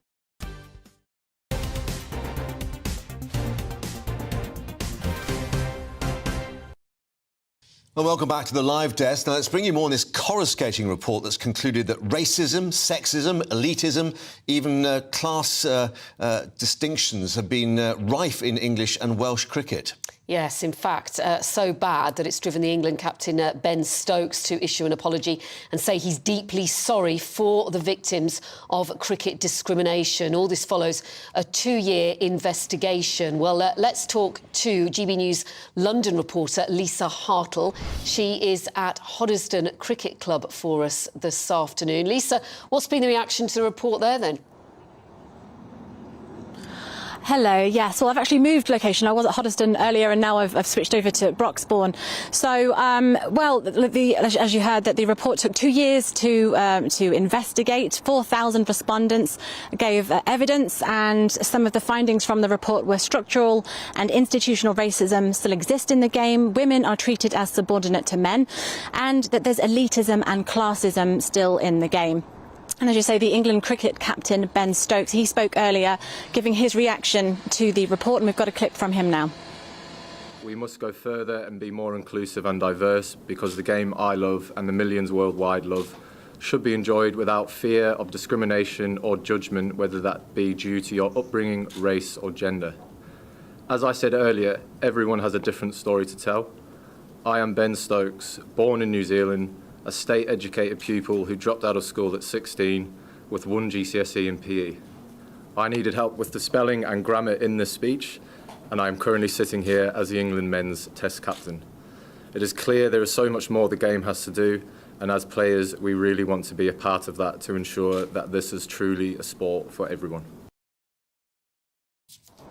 We're just going to break away, Lisa, and bring you some breaking news coming in from the Nicola Bulley inquest. Forgive us. The coroner has just given the verdict of death by drowning. That's at Preston Crown Court, the hearing that's been taking place. And, of course, we were hearing from Sophie Cartwright, Casey, the lawyer representing her family, saying in final submissions that the evidence had clearly pointed to her going into the River Wyre accidentally and then her drowning quickly in the cold water there back in January the 27th. Yeah, a very difficult morning for Nicola's family, a difficult day where they also spoke. Her partner, Paul Ansell, had to walk out in tears. Her mother, Nicola's mother, father, sister were also there speaking. They were telling the inquest about the 45-year-old mother of two struggle with the menopause and how she had been drinking more. But they very much said this was very much a blip, and generally Nicola was in very good spirits. She was making plans for the future and looking forward to life when she vanished. Now, you will remember there was a massive search for her. It captivated the country, this search. Nicola disappeared after she dropped off her two daughters at school, and then she took her dog Willow for their regular walk along the river in St Michael's-on-Wear in Lancashire. Her mobile phone was still connected to a work Teams call. That was found on a bench overlooking the water, and her Springer Spaniel dog Willow was found running loose. Well, let's just reiterate what Sophie Cartwright, her lawyer, the family's lawyer, indeed, had been telling the inquest. Much rumour and suspicion, said Miss Cartwright, and speculation around Nicky's death, but the family very clearly of the view and submit to you, that's the coroner, that the rumour and speculations are laid completely when looking at the evidence. Nicky's death would have occurred very shortly after she entered the water, and it does seem now that the coroner has agreed with that assessment from her lawyer, and the indication from Paul Ansell, her partner, and indeed her sister Louise Cunningham, that there'd be nothing untoward, despite concerns about the 45-year-old mother of two. Indications from Paul that he believed maybe she'd been trying to put some kind of lead around a harness around the dog Willow, and that may have led her to slipping into the water. Experts saying that the water was so cold that she would have perished within 25 seconds of that. Well, we can speak now to Nicola Adam, who is the editor at the Lancashire Post, who's been following this story. And, of course, Nicola, we spoke to you many times before when the search was underway. And certainty now for the family, but, of course, still tragic circumstances, but hopefully an end to all this social media speculation. It does feel like, certainly now, at least all of the facts, exactly what happened in those days has been able to be reported and told, with no uncertainty. And I think that will be a huge relief for the family. I mean, there's nothing that can make this absolute tragedy better, but at least the facts and what happened to Nicola, and any sort of speculation, an unpleasant, conjecture about the family, about the village, about what happened, that has kind of been put aside. And obviously the purpose of an inquest is to determine a cause of death, and that has been done in no uncertain terms by the coroner, James Aidley. And I'm sure that everyone who knows Nicola will be relieved that this has come out, and what has come out in the inquest is that she's just a normal mum of two who something pretty awful happened to, and I think that will resonate with everybody. Yeah, and I mean, what's been so tough, obviously, is her family having to sit through this inquest. Her father, Ernest, he spoke at it and described her as a lovely child, a little ballerina. She always danced around in her tutu. She was great. Says she was a great daughter, sister and mother. We couldn't ask for any more from her. And hopefully this inquest will, the conclusions of it will give the family now some comfort. Yeah, absolutely. And, it's worth mentioning that her parents were initially not going to give evidence at the inquest, but they requested to do so. They wanted to say their piece and pay their tribute to Nicky, as they asked her to be referred to as Nicky throughout the inquest rather than Nicola, because that's how the family know her. And I think they wanted to do that, and as did her partner, Paul, as did her sister. And I think that this, absolutely, it's giving them a chance to, following this big tragedy, just say, look, this is what she was to us, and it's terrible this happened, but at least everyone knows now. Nicola, we're just getting a bit more from the inquest. So her death is now recorded as accidental, which is significant, of course, even though the cause of death is drowning after falling into cold water that Dr. Aidley has just recorded at Preston Town Hall. But we reflect that the narrative we've heard in the inquest has been very different, perhaps, to what the narrative that we were told by police during the investigation. And we are expecting a news conference involving the police a little later. Yeah, I mean, I think it was a, you know, as somebody who was very close to this and here in Lancashire throughout, it was very much a very changing circumstance. The information coming from the police every day was changing. The goalposts were moving. There was a lot of information under the kind of massive wealth of attention they were getting. They were trying to draw conclusions that, you know, and it was a difficult time for the police. You know, it was, but at the same time, you know, the questions, now that the inquest is done, you know, it is time to ask those questions. And obviously the independent inquiry is taking place at the moment. And I think that's due to be published in September. So a lot more detail will be published at that point.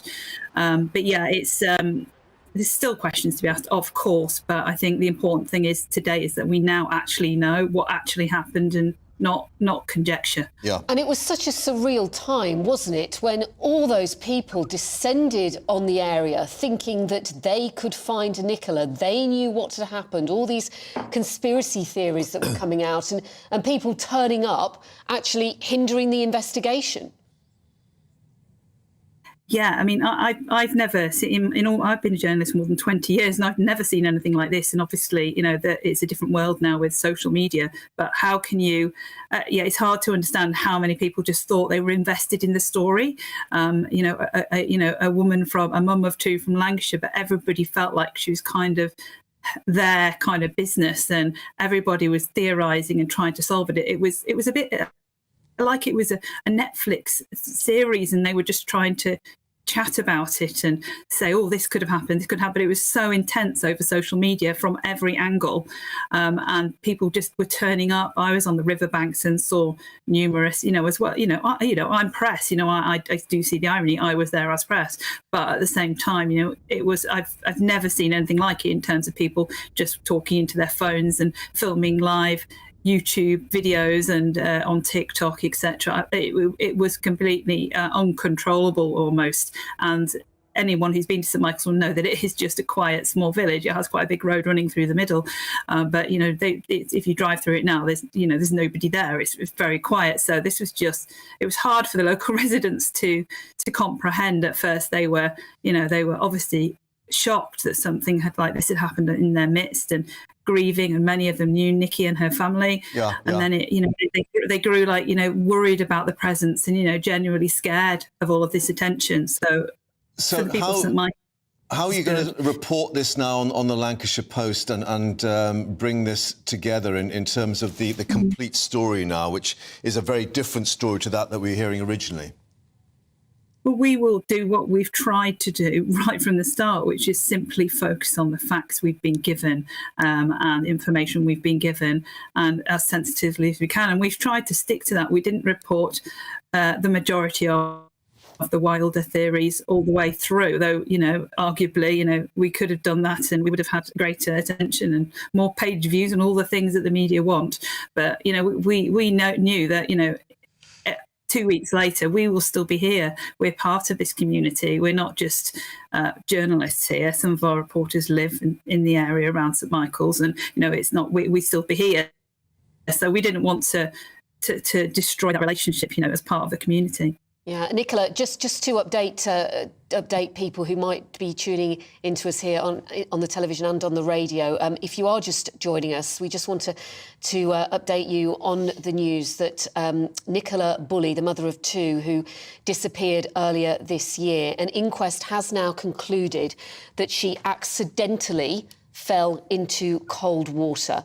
Nicola was 45 years old. She vanished after dropping off her young daughters at school and taking her dog Willow along their usual route along the River Wye in St Michael's, Lancashire. An inquest has been taking place with members of her family present, her partner, her parents, her sister, and the inquest has now concluded that she drowned after accidentally falling into the cold water. That's come from the senior coroner for Lancashire, and we are very shortly expecting the police to give a press conference on this. Yeah, the coroner agreeing effectively with the comments from Sophie Cartwright, KC, the lawyer for the family, saying that in final submissions, despite the rumour and suspicion surrounding her inquest, it was a tragic accident.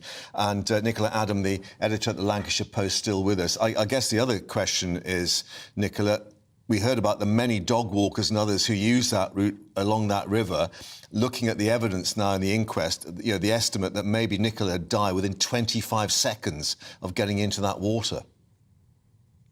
Yeah, I think if you sort of go down to that path on a normal day, you know, there are dog walkers, but they are few and far between. It's not like a massively busy spot. So that seems entirely possible that that's exactly what happened. And, you know, I've stood on that bank myself. It's a very steep bank. If you rolled down that bank into that river, it would be incredibly difficult to get out, let alone, you know, if you've hit cold water, deep water.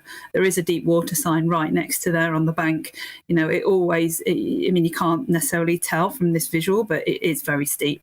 And if you were trying to get out, there's nothing to gain purchase on with your hands or what have you. And if you're in shock and you're taken in water, you know, it does sound like this is just a terrible, tragic accident, as the coroner has said. And I really hope that Nicola's family get a chance now to sort of grieve and set out their lives without her. Yeah, I guess that might be very difficult for them to do that in private, bearing in mind that the interest still is being shown. But can I ask you how the community has been with Paul Ansell, her partner, and other members, Louise Cunningham, her sister, and so on? Have they been able to give them support? I think they've been incredibly supportive. I mean, during the investigation and afterwards, they've been nothing but supportive toward the family. It was very early on that the police, you know, there was so much speculation about the family and who'd done what and who had said what. Yeah. And the police made it very clear from the start that none of them were under suspicion. But yet, social media constantly were criticising them and everything they said. But I mean, if you had a member of your family missing, you would do everything you can to find that person, and that is exactly what they did, including doing interviews and things like that. I can't say that I would have done any different in their situation. And I think that the local community have, you know, pulled out all the stops to support them through the search itself, through supporting them. Young people in the village have been supported, you know, sort of with their mental health. You know, it's been a big shock for everybody. And I what really about do hope the local school, Nicola? Because Nicola Bulley's two little girls, it was heartbreaking, wasn't it, to hear from Paul how they just wanted their mummy home, you know, and this went on for days and days and days, and having to keep explaining to those two little girls that mummy couldn't come back. I don't know what he would have said to them. I mean, I'm assuming that those little girls must have had so much support from the local community. I think they had support from the community and support from their wider family, including their grandparents and all of the family, and, you know, Nikki's sister and everybody around her. They were all had to support them. And you're right, they had to protect these little girls amid this absolute storm, whilst undergoing absolutely, you know, what is, you know, we can't possibly understand what Paul and his family were going through at this time. It was horrendous. And not only were they going through this grief, fear, worry process, but they were also under such scrutiny. They couldn't walk along a road without a camera in their face. And I don't think that'll be easy to get over. Yeah, I mean, are strangers still coming to the area just to have a look in that warped way that people can do all these months on? I think it's possible, but I think it's certainly once Nicola had been found, then you know, it all quietened down fairly quickly in the area. We certainly decided, as local media, also certainly the Lancashire Post and the Blackpool Gazette, that we were not going to cover anything that wasn't like a formal statement or like the inquest itself about Nikki. So we kind of left the story almost as much as we possibly could, because we wanted to support the community in their bid to get back to normal and grieve. Obviously, we are local media. We are going to cover the major points of this story and continue to do so. But, you know, we want to do that in a supportive way. I have to say, I was a local newspaper reporter for a number of years. And in these terribly tragic situations, it often does give the family comfort to actually speak to a local newspaper like yours to provide you, you know, with a photograph of their loved ones and to pay tribute. You know, local newspapers have a huge part to play. Yeah, and it's you know, we're these days we're not newspapers, we're online, we're everywhere, and you know, but we are still living and working in the community, and long may we do so. We're much smaller teams than people would ever believe these days, but we still have that responsibility for looking after our own and, you know, promoting our own and, you know, trying to support, and hopefully we will continue to do so. Yeah.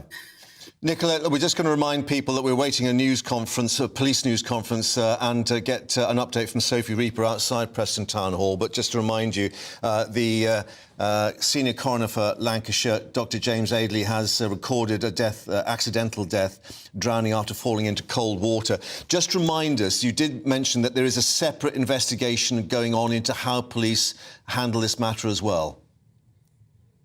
Yes, there's an independent inquiry underway at the moment, which has been the Police and Crime Commissioner commissioned, and is ongoing at the moment. Interviews are being done with all sorts of people, members of the press, anybody who was involved in the inquiry at all, and I think the plan is that it will be published in about September. Thank you so much for your thoughts, Nicola. They've been really invaluable. The press conference, we will be covering that on GB News. Next up, though, it's Patrick Christie's.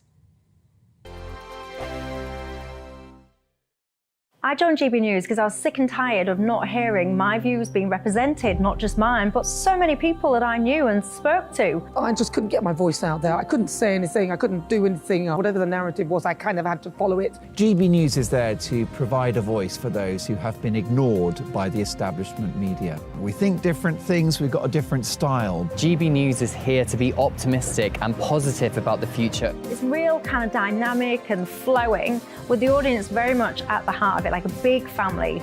Here at GB News, we talk about the things that matter to you. Hearing the voices from right across our towns and cities, especially our towns. All sides of the argument represented with a heavy dose of opinion. We're on a mission here to make a difference. And the GB News family really is here for you, and whatever time of day you can watch or listen. Britain's watching. Britain's watching. We're proud to be GB News. The People's Channel. Britain's news channel. Monday to Thursday, 9 p.m. till 11 p.m. Join me, Dan Wootton. I'll bring you the sharpest takes and hottest debates. Do you not believe in prisons? I don't believe in prisons. I'm completely stunned. I guarantee you there'll be no spin, no bias, no censorship. I actually was personally quite offended by it. And no reason to go to bed. So I guess they've always been quite woke. That's Dan Wootton tonight on TV, radio and online. Monday to Thursday from 9 p.m. till 11 p.m. on GB News. The People's Channel, Britain's news channel. You've probably seen politicians interviewed 1,000 times.